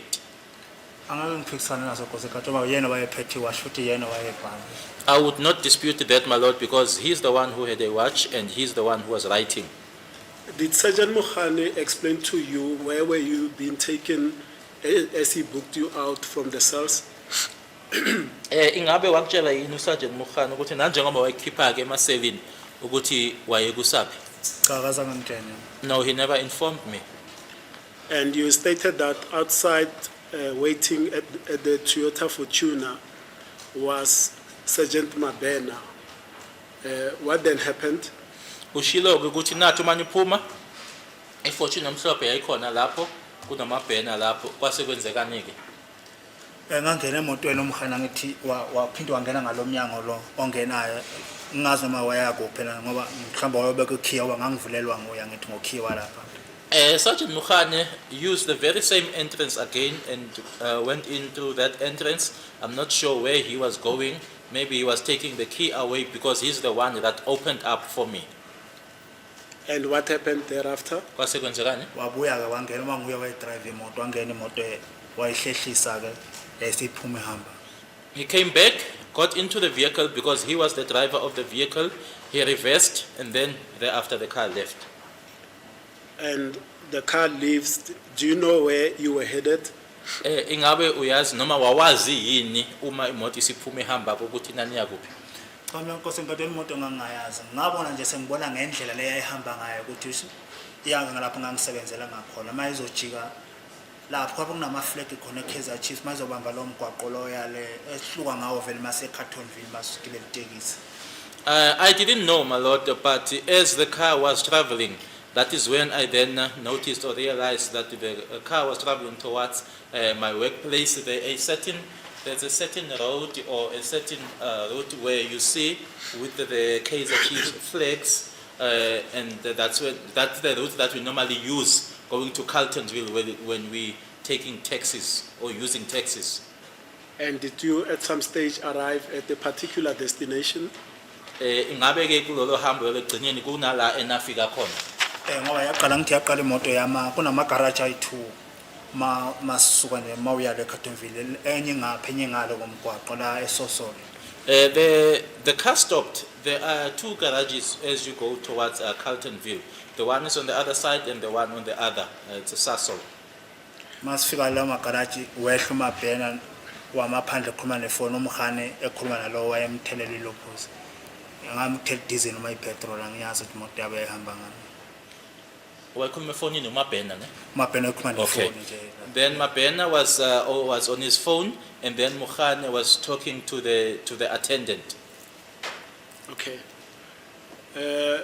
On that note, Sergeant Mohane testified in this trial and said that they stopped at the garage because the motor vehicle, the Toyota Fortuner, was starting to give mechanical issues. Do you know anything about that? Kubufakazi bakhe bethula ke la enkantolo uSergeant Umukhane watshela lenkantolo ukuthi izathu soba bameke lapho ukuthi ke imoto le eyinkinga eyayinazo khona okwaziyo ngalokho. Cha ngakho ngikwazi lokho ngoba kaze ngiyibone ivulwa ngaphambili. No, my lord, I know nothing about that because I never saw them opening the car up that is now on the front part of the vehicle. Now, after the stop at the two Sasol garages, one of them, what happened further? Senimile ke kuleyo garage ke kulama garage amabili kwasekwenzekani. Mabeqeda ke lekho babekwenza bona yaqhubeka imoto yahamba. When they were done with whatever they were doing, proceeded with the journey. And eventually what happened? Did you arrive at a destination? Ekugcineni ke kwasekwenzekani kukhona la enafika khona. Yebo safika. Yes, we did. Explain further what happened there. Chaza ke kwenzekani lapho. Masifika ke lenkosi enkantolo eCartonville. Ngoba mawufika eCartonville mawuhamba nje ngomgwaqo edrobheni ama shaft ayi2 number 7 and number 8. When we go to Carltonville, my lord, as you proceed, there are two shafts, number 7 and number 8. Wase ngibuza kumkhana ukuthi iyiphi shaft osebenza kuyo la ngamtshela ngathi nathi shaft engisebenza uyikhoma na number 8 yakhona. And then Mukhane inquired from me as to which shaft was I working in. I then pointed out number 8,9. Sahamba ke masifika ke ngaphandle kwama parking la imoto ngaphandle bafika bamisa imoto khona. We then proceeded, and then when we got to the parking, that's where they stopped. And now when you say you directed Sergeant Mokhane to a shaft number 8, are we referring to a shaft in Sibanye, Stillwater in Carltonville? Masikhuluma ke nge-shaft number 8,9 sikhuluma nge-shaft yasesibanye Stillwater eCarltonville. Yeah. Yes. And is that the place where you said you had been working since 2009? Indawo le oshilo ukuthi indawo osebenza kuyona kusuka ngo-2009. Angiqalanga khona ngo2009 ekhomana. I did not start in Komanani in 2009. Where did you start in Waqala 2009? Ngiqale number 6. I started at number 6. Okay. And then what happened at shaft number 8 when you got there? Mase nifika ke la shaft number 8 kwenzekani? Ngihlalile ke emotweni inkosi enkantolo nomabhena umkhani wangena ngaphakathi lapho ngena ngakhona imoto. I remained with Mabena in the vehicle, my lord, and then Mukhane used the entrance, the car that is used by cars, go inside. Ngoba nje kwathatha nje isikhathinyana engakabuyi ukubuya lapha ngakithi futhi. Because it took a while before he came back. Wabuya ke sezosibiza ke sinomabhena ke sahamba sangaphakathi. He came back to call both myself and Mabena, and we went in. Masifika ke gateini lamtshena isecurity ukuthi akangiqhaqhe lapha ezandleni ngoba ngeke ngikwazi ukungena kule gate le. When we got there to the gate, when you get at the gate, the security officer then informed me to remove the handcuffs because I won't be able to go through the gate. Kuyo le gate le ngoba khona umuntu ohlala khona la ophethe icomputer ovula ama-gate ngayinombolo. At that particular gate, because there is a person that sits there that is then controls the access using a computer. Angibuze ukuthi bekuyini umsebenzi wami ngimtshene ukuthi umsebenzi wami kuyi-winch operator. Winch operator. Yeah. He then asked me as to what it is that I was doing. I then informed him that I was a winch operator. Emvela kube sethi kangibiza inombolo kashaya inombolo ke igate yayisivuleka sase singena ngangena mina kuqala ya10 kwangena umkhana kwangena umabhena. He then asked me for a number, then punched in that number, the gate opened, I went through, Mukhane followed and then Mabena. Sorry, Mr. Jones. When you say the security asked you for a number, what number are you referring to? Uma ese usuthi ke manje security wasecela inamba yipi le number acela yona uthi wafaka inamba wavuleka igate yipi leyo number le. I-security inombolo ayicela ngayo lokhu ze security yagada wona khona ola okunendle enye khona la intombazane esebenza khona ile nombolo eqala ngo Z. It's not the security officer that asked me. There is a particular lady that sits there. She asked me for the number. It's a number that starts with a Z. Would that number be your employee number at Sibanye Steel Water Gold Mine at the time? Number yakho ke yalapha emsebenzini ukuthi ke umuntu osebenza lapha eSibanye ngaleso sikhathi leso. Yeah, we number yami namanje bangathonya kwenye mine ofana qashwe ngayo futhi. Layer number 1. Yeah, yona le number 1. Yes, it is my number. Even if now I was to go to another mine, to a different mine, I would still be employed using that very same number. Okay. Then what happened? Kwase kwenzekani? Masingena ngaphakathi umabheni ubuza mina ukuthi lipi office le HR la ngithi mina asambele ngizomkhombisa ngoba ngiyalazi. When we got inside, Babeda then asked me where is the HR office. I then said, let us go. I will point out to the office because I know the office. Masifika ke khona anokhe nusayitshena umhanga. When we got there, Sergeant Mukhane knocked. Singeneke sithola umlungu ke ngaphakathi.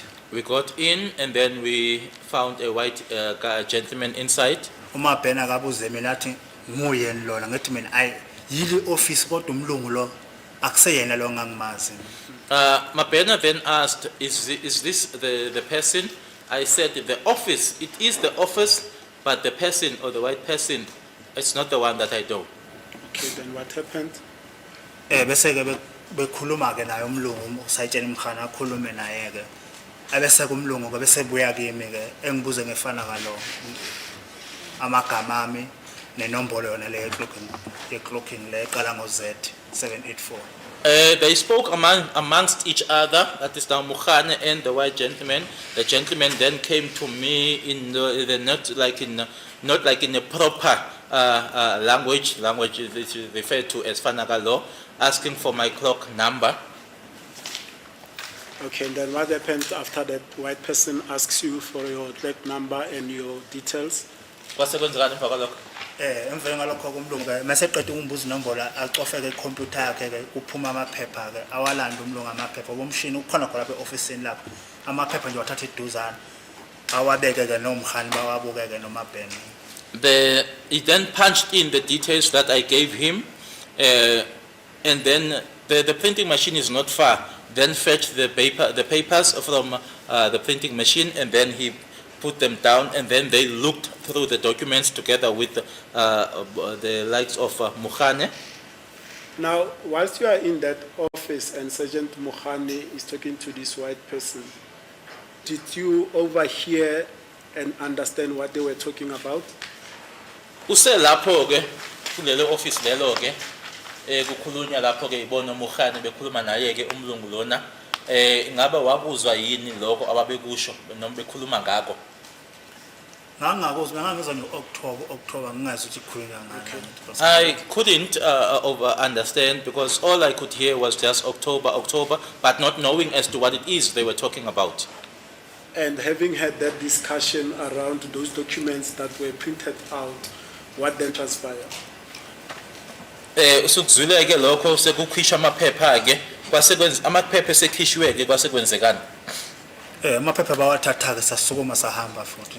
They took the documents, we stood up and we left.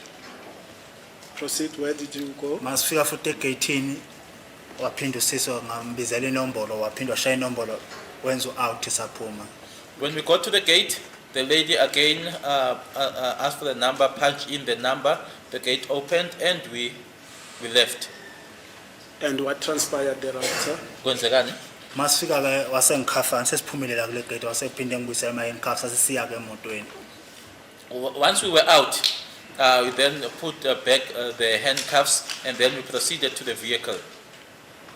Masifika ke emotweni ngangena ke nabo bangena base bengibuza ke ukuthi imedical yakhe ikuphi la ngithi lapho kwenziwa khona imedical kungaphe east ngoba lapha sasekhona kuse west number 4.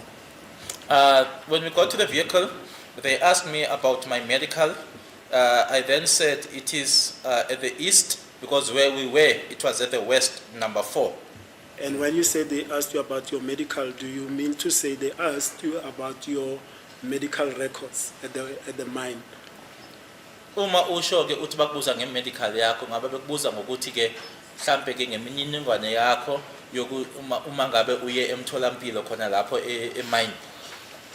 Cha zange bangibuze ngemininingwane mina babuza ukuthi nje medical mhlambe mawulimele emgodini ni reporta ko ngathi mina kungapha phezulu. Or they just asked me, let's say for an example you get injured here in the mine, where do you report or where do you go to?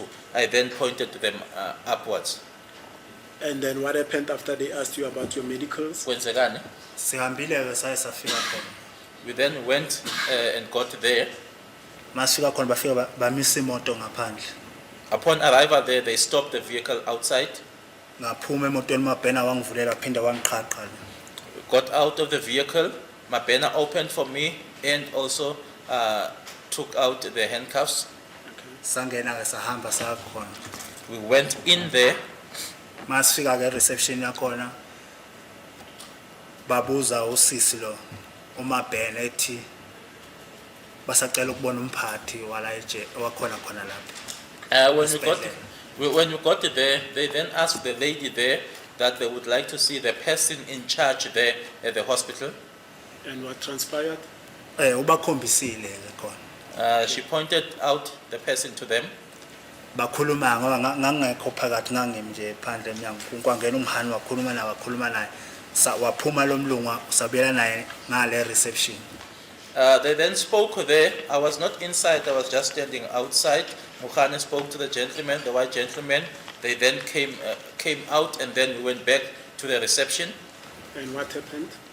Masifika ke lapha usisi naye lo futhi wathi angisondele ngibize inombolo ngoba ufanele check ifile lelami nenombolo. When we got there, the lady asked me for a number because she would just have to punch in and check my file. Ngambizela ke inombolo ke wayichecka ke waseza nayo. I gave her the number, she checked it and brought it. Ngoba ngakuzwa mina uMabhena sekhuluma nawo sisi ngoba lo sisi lo ngiyamazi ukhuluma izulu esemtshela ukuthi ngicela ungicheckele ukuthi ngo-October ayikho injury ya reportwa uTanzi. Because as Mabena was speaking to that lady, because I know that lady, she's Zulu, or she speaks Zulu, and then Mabena inquired from her if you can check for me if there was no injury that was reported by Ntanzi in October. Yeah. Wathi nje October zangayibizi dewe nje October. He just said October, he never mentioned a date. Wayichecka ke wathi usisi cha. She checked and said no. Okay. What happened then? Wasebethi ke bacela lawo maphepha lawa October ke. They then requested for those particular documents of October. Wabanika kusisi ngoba wayekhona naye lo ibhoza wabanika. She handed them over the documents and the person in charge was also there. Okay. Then what happened after they got the documents from the medical section? Masiqeda lapho saphuma ke saya emotweni. When we were done there, we went out and went back to the vehicle. What happened when you got to the vehicle? Kwenzekani mase nifikile emotweni? Mangifika ke emotweni mina ngangena ngoba ifastela umkhani wangena wahlala ngaphambili kalo Mabhena phansi wehlisa ifastela umkhani. We got into the vehicle. Mukhane got into the vehicle. I got into the vehicle. Mabena was still outside. When he got inside, Mabena then pressed the window down. Waphinda umkhani futhi naye wehla ngoba imoto engadumisile wehla bajika ngale noMabhena bekhuluma ngoba into engayizwayo mina ngazi uMabhena sethe imphathi asithuli lento esifunayo thina. Mukhane then went out and then went out of the vehicle. I then heard Mabena saying, "Hey, my boss, we don't get what we are looking for." When you hear Mabena saying, uttering those words, was he speaking to Mohani? Was he speaking over the phone? What was he speaking over when he said that? Uma umuzwa uMabena esho lawo mazwi lawo oqeda ukwasho manje, washo kuMukhane noma wayekhuluma ocingweni? Wayekhuluma ngefoni. He was speaking over the phone.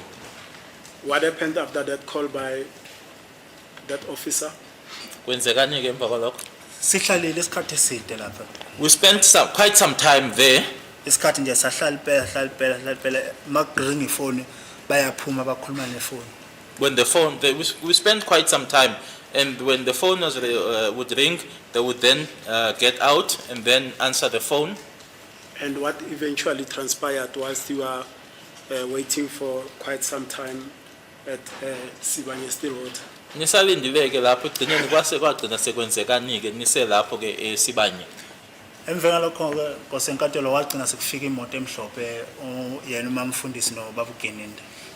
Thereafter, a white vehicle arrived. It was Mamfundisi and Brigadier Gininda. Do you recall the make of the car? Ngabe usakhumbula ukuthi kwakuyiphi imoto? Mina imoto babehamba ngayo ngayibona kwakuyi-BM emhlophe bafika ngayo sikhona lapha thina. The vehicle that I saw in which they arrived, it was a white BMW. And upon their arrival, that is Brigadier Gininda and Sergeant Mukhola, what then happened? Sebefikileke uBrigadier Gininda naye umamfundisi kwenzekani? Bakhanda meeting bodwa anti umkhano uvalile amafastela kuyabanda bamile nje labakhuluma lento abasikhulumayo ngingezwe ukuthi bakhuluma ngani. They held their own meeting by themselves. By that time now, Mukhane had had rolled up all the windows because it was cold. So they were speaking there.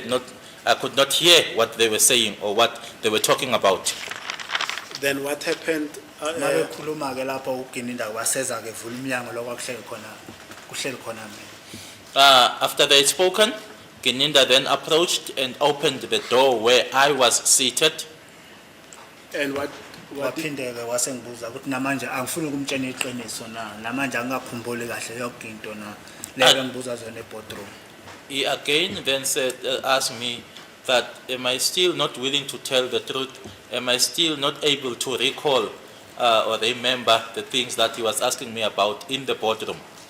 Ngamtshela ngathi mina manje ngisamile lapho ukuthi ngilangazi nix mina mangingekho emsebenzini ngisuke ngisekhaya iyona pendulo engiphendulayo.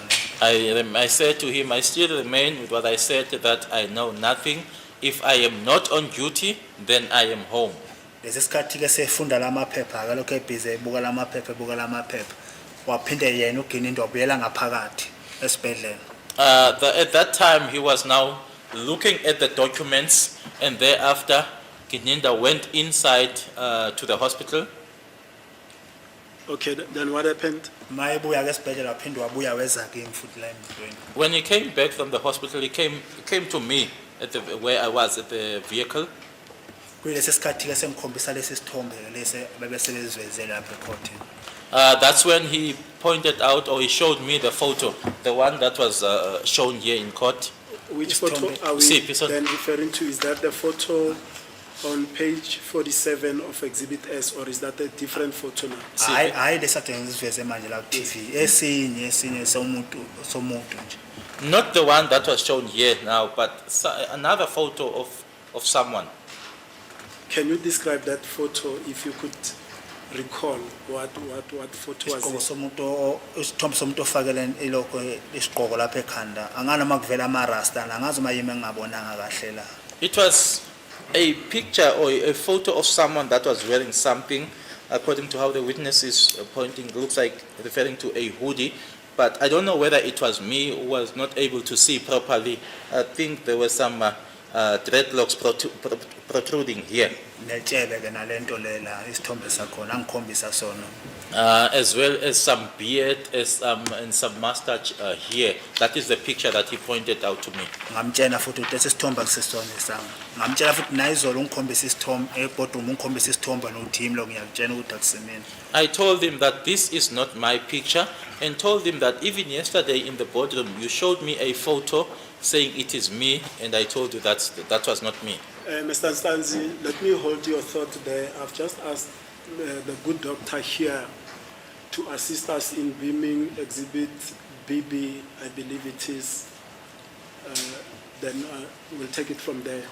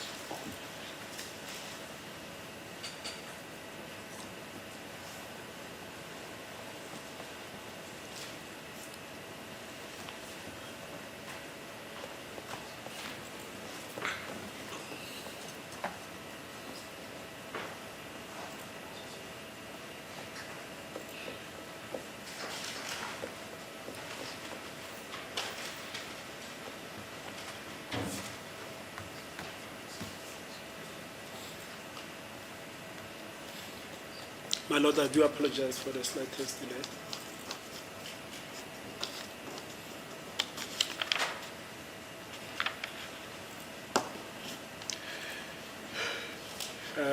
Mr. Ntanzi, please take a careful look at what is beamed on the screen here. This has been admitted here in court as Exhibit BB.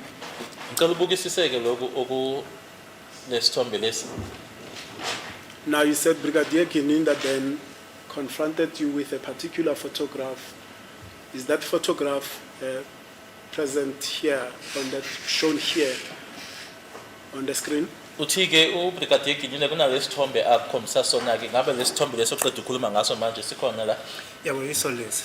Yes, it is this one. Ikuphi? Lesi singapha sasingaveli lesi ngakuvela lesi. The one, sorry, if you look at the photo, the one on your right side did not appear. This is the one that was appearing, the witness pointing to his left, the photo on his left. To the best of your ability, I want you to put on record the picture depicted on the left regarding the garment, and you also spoke about the beard with something here in the middle.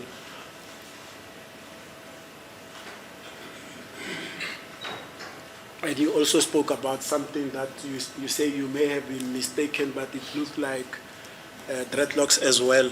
Is that the picture that you are talking about?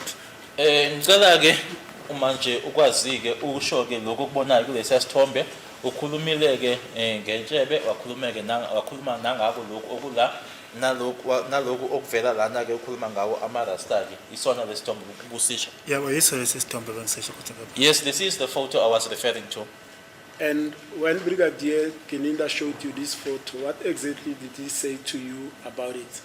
Uma ke ekhombisa lesi sithombe uBrigadier Gininda yini ayisho kuwena ngaso isithombe lesi? Yana watshena mina ukuthi yimi lo ngamtshela ngathi akusimina la azange ngenze rasta futhi noma nawo ngangibheka azange ngibe netshebe mina 2014 na no itshebelela anginayo angigundi anginanexi. He was telling me or putting it to me that this was me. I then told him, no, that's not true, that's not me. I told him I've never had the dreadlocks, and even the beard or the little mustache that is here in the middle, even back in 2014, I did not have it. Even if you were to look at me now, I don't have it, this one. Let me stop you there, Mr. Ntanzi. Brigadier Gininda has testified in this court, and I'll summarize what he said regarding his interaction with you at Tibanye Stillwater on the 18th of June 2020.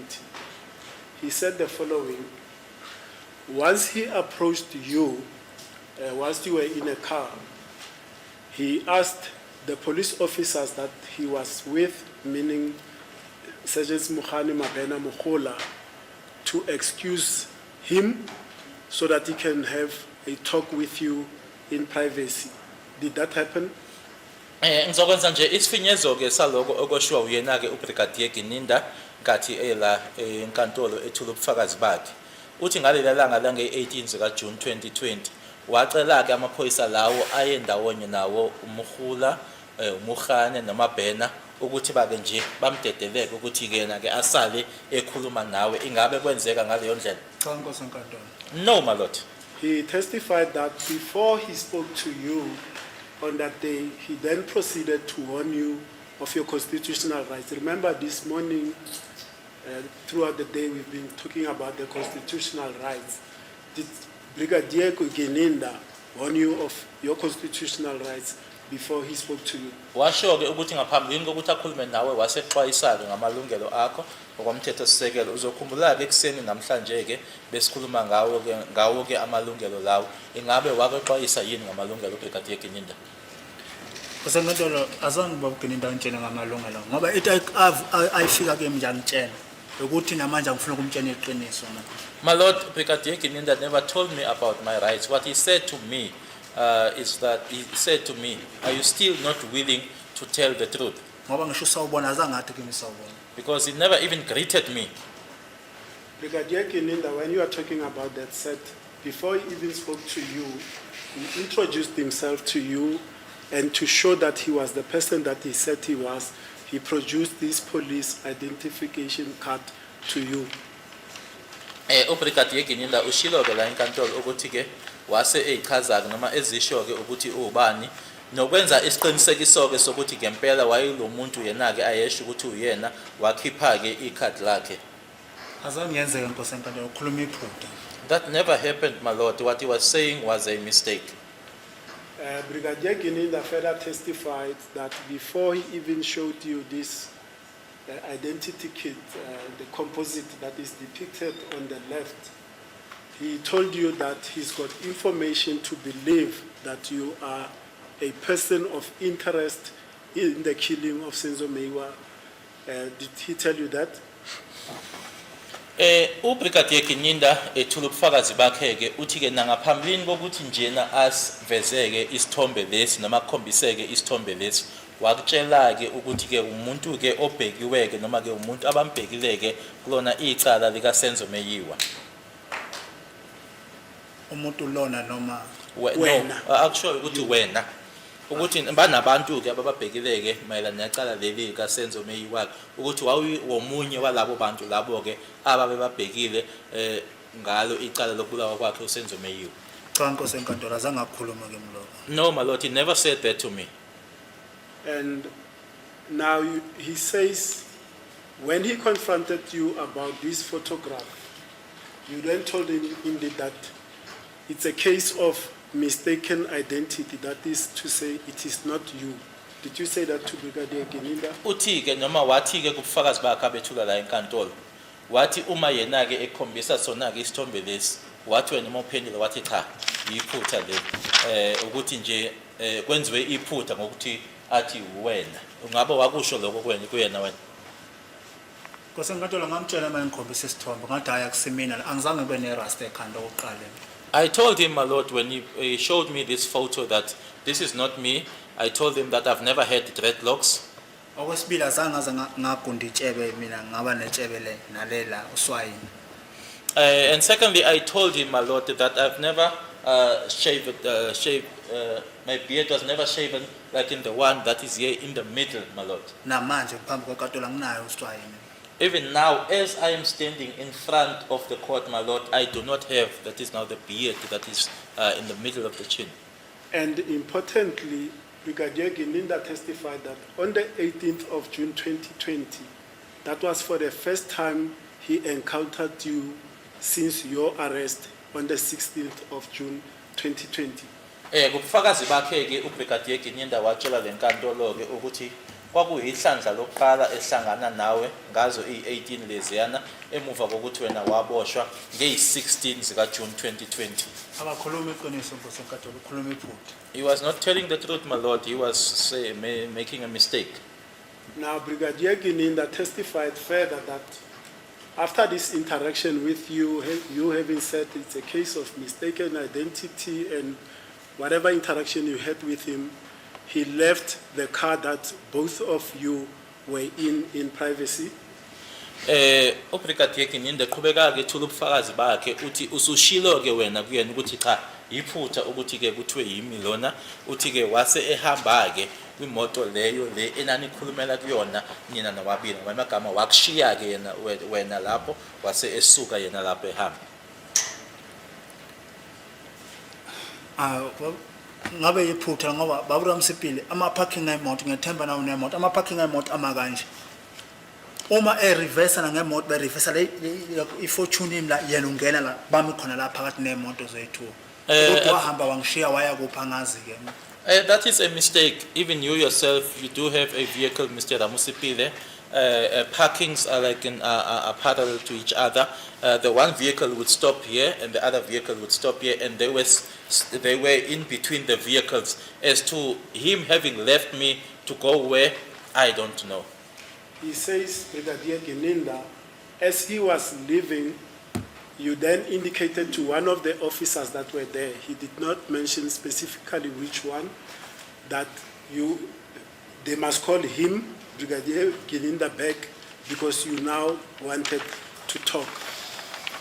Utheke kubufakazi bakhe uBrigadier Gininda esahamba-ke wena-ke wakhuluma nomunye-ke kwamaphoyisa lawo ayelapho akashongo-ke ukuthi yimuphi kuwona lawo maphoyisa lawo wase uthi wena ke ufisa ukukhuluma. Osenkantolo yephutha lelo. My lord, that's a mistake. Ngiyaphinda la phambi kwenkantolo. Ugininda ufike kimi akhuluma nami efika kimi okoqala. I repeat, my lord, that Gininda came to me the very first time that he came to me, he was talking. Athatha amaphepha la awabuka angena ngaphakathi esibhedlela. He took the documents, looked at them, and went inside the hospital, Abuya futhi ngaphakathi ezakimi. came back from inside, coming to me. Aphinde futhi akhuluma nami futhi. He again spoke to me. Maye qeda ukukhuluma nami bakhanda meeting la maqeda apho angena emotweni bahamba mina ngashiyeka namaphoyisa lana engihamba nawo amabili uMabhena noMhana. When he came back, they held their own meeting aside together with the other police officers. Thereafter, they got into the vehicle and they left, and I remained behind with the two police officers that I was with, Mabhena and Mohana. Ukuthi ke wabiziwa waphinde uzokhuluma nami kwesingawo kwesithathu mina ngikhulume nami amahlandla amabili. That he was called back to talk to me again for the third time. I only spoke to him on two occasions. He testified, Brigadier Gininda, that indeed he returned to the car that you were kept in, and in that car it was only you and him again. Qhubeka ke ngobufakazi bakhe uBrigadier Gininda ethi ke impela wasebuyela ke kuleyo moto inanikuyona nina nobabili.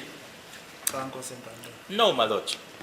He testified further, Brigadier Gininda, that when he returned to that car, he again warned you of your constitutional rights. Qhubekile ngobufakazi bakhe uBrigadier Gininda wathi esefika ke kuleyo moto leyo waqhubeka futhi ke exwayisa ke ngamalungelo akho. Cha Nkosi enkantolo nangikwazi. No, my lord, I know nothing about that. And Brigadier Gininda testified that when you actually called him to the car, you uttered words to the following effect, that the reason why you wanted to talk to him is because lies do not work for you. Ubufakazi bakhe ke awakusho uBrigadier Gininda wathi ukuthi wena wathi izathu sokuthi umbizeke ukuthi abuye ingoba wena amanga awakusebenzeli. Cha Nkosi enkantolo kunjani. No, my lord, that's not Ngikhulumela the iphutha. that's not the case. He was making a mistake, my lord. What he said was a mistake against me. Ngoba yena lapha ecourt la ukhuluma ukuthi ecourt uthi mina ungithole lapha engisebenza khona. Ekhuluma amanga lapha ecourt. Azange ngithole uGininda lapha engisebenza khona. Ungithole kwi-medical. Lapha engisebenza khona ngisebenza eWest. I-medical ise-East izindawo ehlukene ke Nkosi enkantolo. Because here in court, my lord, where he said to me, where he found me is that it was where I was working. Uthi yena wakuthola la wawusebenza khona. Usho njalo ecourt uthi wangithola. Here in court, he said that he found me at where I was working, yet I was on the medical side, and these are two different sides. The other is the west, and the other is on the east. Brigadier Gininda says, after warning you of your rights now, when you called him back in the car, you then started making statements, and as you are making those statements, he realizes that they are incriminatory statements, and he stopped you right there. Eqhubeka ke ngobufakazi bakhe uBrigadier Gininda uthi ke kunala khona ke kunezinto owase uzisho ke kulokho ke yila ase ethola khona ke ukuthi usuyithwesa ke icala nawe noma ke uyayifaka ke nawe ecaleni yila athi kwena ke awuyibambe kanjalo ke. Cha Nkosi enkantolo iphutha ke. No, my lord, that's a mistake. And the incriminatory statements that you allegedly uttered were in relation to your alleged involvement in the Senzo Meyiwa killing. Nokuthi ke kulezo nkulumo ke owazisho noma kuloko ke owakusho wawukuthi ke nawe ke uyifaka ke ecaleni mayelana ke nokubulawa kwakhe uSenzo Meyiwa. Ngiyathemba Nkosi enkantolo namanje ngilapha phambi kwakho ukufaka umfowethu angikwazi. Futhi angizange ngibe ingxenye ukufaka umfowethu nalonda washonela kuyo angiyazi nakuyazi. I trust my lord that as I am before this court or standing in front of this court, I was never a part of the killing of the deceased.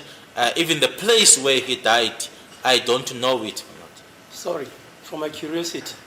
You keep referring to the deceased, Senzo Meyiwa, umfowethu, are you related to him? Kunaleli gama ke Or olisebenzisa were you a friend to him? Or what is your relationship to him? olisebenzisa njalo ke umfowethu ingaba ke uma usho kanjalo usho ke ngoba ke kwakuumngani wakho kwakuyisihlobo sakho ngoba usebenzisa njalo nje usebenzisa legama lithi umfowethu. Cha Nkosi enkantolo akusesihlobo sa. No, my lord, he is not my relative. Ukumhlonipha ngalendlela engibiza ngayo language yami. In my language, my lord, it is some form of respect if I refer by referring to him like that. I see. And then Brigadier, Mawuthi mhlawumbe kubelula ngiyaxolisa ngoba ngibiza into wrong ngibiza ngomfowethu. If I said something wrong or incorrect, my lord, my apologies. No. Just want to know. Because it's the first time it's being referred to by you as mfowethu. You gave evidence in the trial within the trial. I never heard you say mfowethu. I may be wrong, but I don't remember you saying that. And there's nothing wrong with what you're saying to me. If that's your explanation, fine. Akusiyona into erongo oyishilo ukuthi nje mina bengifisa ukwazi ngako lwami ohlangothi ngoba awukazi umbize kanjalo ngaphambili unkathi uthula ubufakazi bengifisa nje ukwazi ukuthi kungani usho kanjalo hayi ukuthi kunento erongo oyishilo. Ukumhlonipha ngelanguage yami. It's just some form of respect in my language, my lord. I see. okay, thank you. Now, Brigadier Gininda testified that after he had stopped you from talking further, hearing that you are making incriminatory statements, he then asked you if you were willing and prepared to repeat those statements to an independent person, and you agreed. Uthi ke uBrigadier Gininda esekuzwileke ukuthi ke manje kunaloko ke okushoyo la oyifaka khona ke ecaleni wasekubuza ukuthi uyimisele yini ukuthi lokhu okushoyo kumina noma oqeda ukusho ukuthi ke ukusho ke komunye umuntu ke oyimele ngamagama ke ongahlangene nalo uphenyo lecala leli. Cha Nkosi enkantolo azange ngibuza lokho. No, my lord, he never asked me that. Ngoba mina Nkosi enkantolo angizange ngikhulume noGininda isikhathi eside eCarltonville. Because, my lord, I never spoke to Gininda for a long time in Carltonville.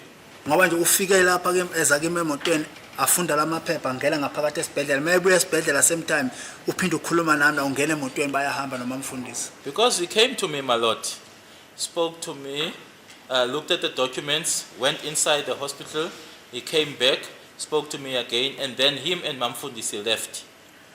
When you say he comes out of the hospital and speaks to you, did he get into the car that you were in and spoke to you in private? Where is he as he speaks to you out of the hospital?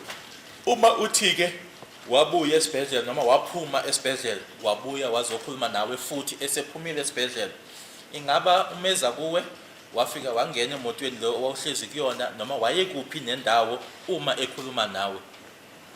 Ungapha lapha engihlele ngakhona umnyango akangena ngemotweni ungaphandle la laba bamkhona lapha nabangithi yena ula ngesivalo esangemuva. He's on the other side of the vehicle. He did not get inside where I was seated. He was just outside of the door where I was seated, and the others were just there. Brigadier Gininda then testifies that then he then leaves the car that you were in, and him and Sergeant Mohola then pack up for the day and return to Gauteng. Uthi ke base ke be yena ke naye uSergeant Mohola beqeda ke ngalelo langa lelo base manje ke ngaleso sikhathi ke beyilungiselela ukuthi babuyele khona ngala eGoli. Yebo bahamba ngibazi ukuthi baya kuba ukuthi nasashiyeka sama nje lapha na umhani nomabheni asibalandela ngeduze. Indeed they left. I don't know where they went to. We remained there, myself, Mohane and Mabena. We did not follow them closely. And that when he left, Brigadier Gininda said, in accordance to your discussion between you and himself, he started making arrangements for an independent person that you will talk to and make the statement as per your discussion with him. Uthi ke sebehambile ke lapho nanje ngesivumelwano ke noma kwinkulumo eyayikhona ke phakathi kwakho naye ke ila eseqala khona ke manje ke ukuthi ke abhekeke ukuthi athole umuntu ke owawuzokhuluma naye noma owawuzokhuluma kuyena. Okay. Then you testify that Mohane, Mabena, and yourself remained at the complex at the mine in Sibanye Stillwater. What were you doing further there? What were they doing further there, Mohane and Mabena? Ushilo ukuthi wena ke uMabhena noMkhane nasala ke khona lapho esibanye yini le enaniyenza ke mani nanisele lapho.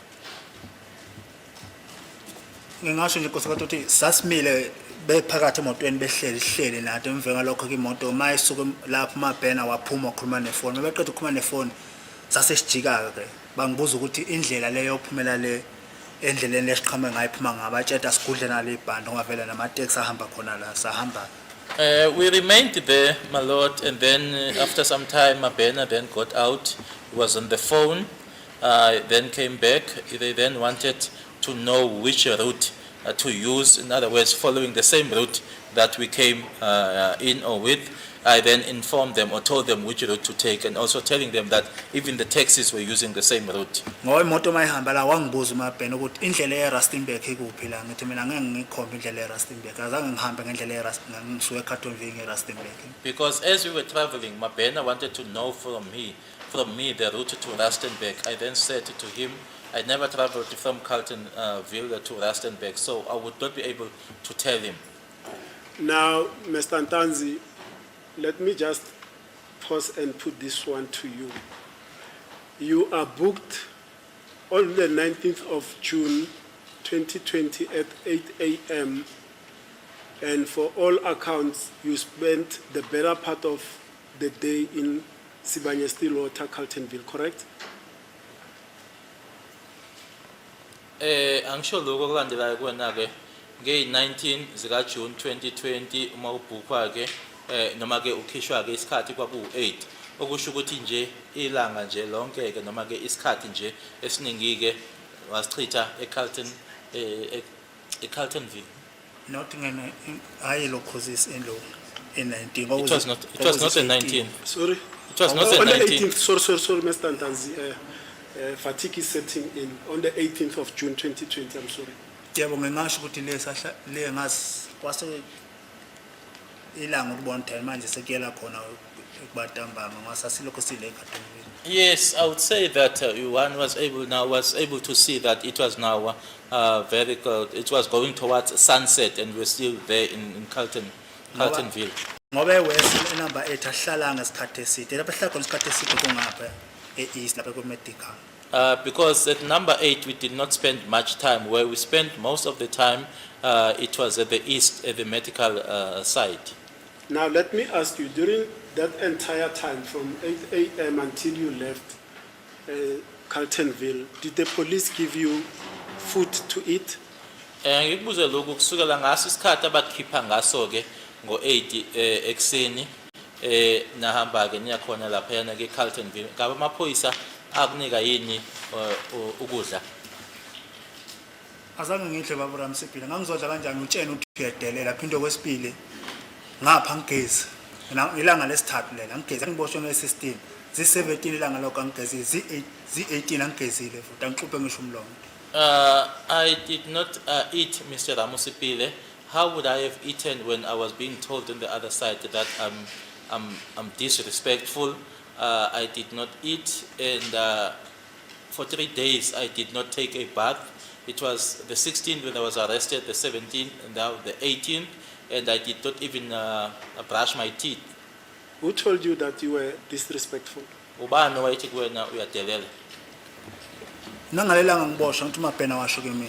Even on the day of my arrest, that's what Mabhena said to me, Athi ngizwile ngawuthi uyadelela. that I heard about you that you are being disrespectful. Kodwa ke ngikujabulela khoma umkhana uphinde waliveza igama wathina batshenwe informer yokuthi mina ngiyadelela ekhoma nge-informer lapha ecourt. But I'm happy because Mukhane then said it here in court that they were informed by their informant or informer that I'm being disrespectful. My Lord, I'll ask at this time that we pause for the day and resume tomorrow morning. It's nearly 26 past 3 o'clock. Yes, Mr. Ngomala, what's What's your pleasure? I agree, my lord, What do you agree? that we are Janan Zuma. That's all. Everybody agrees. Yes. Okay.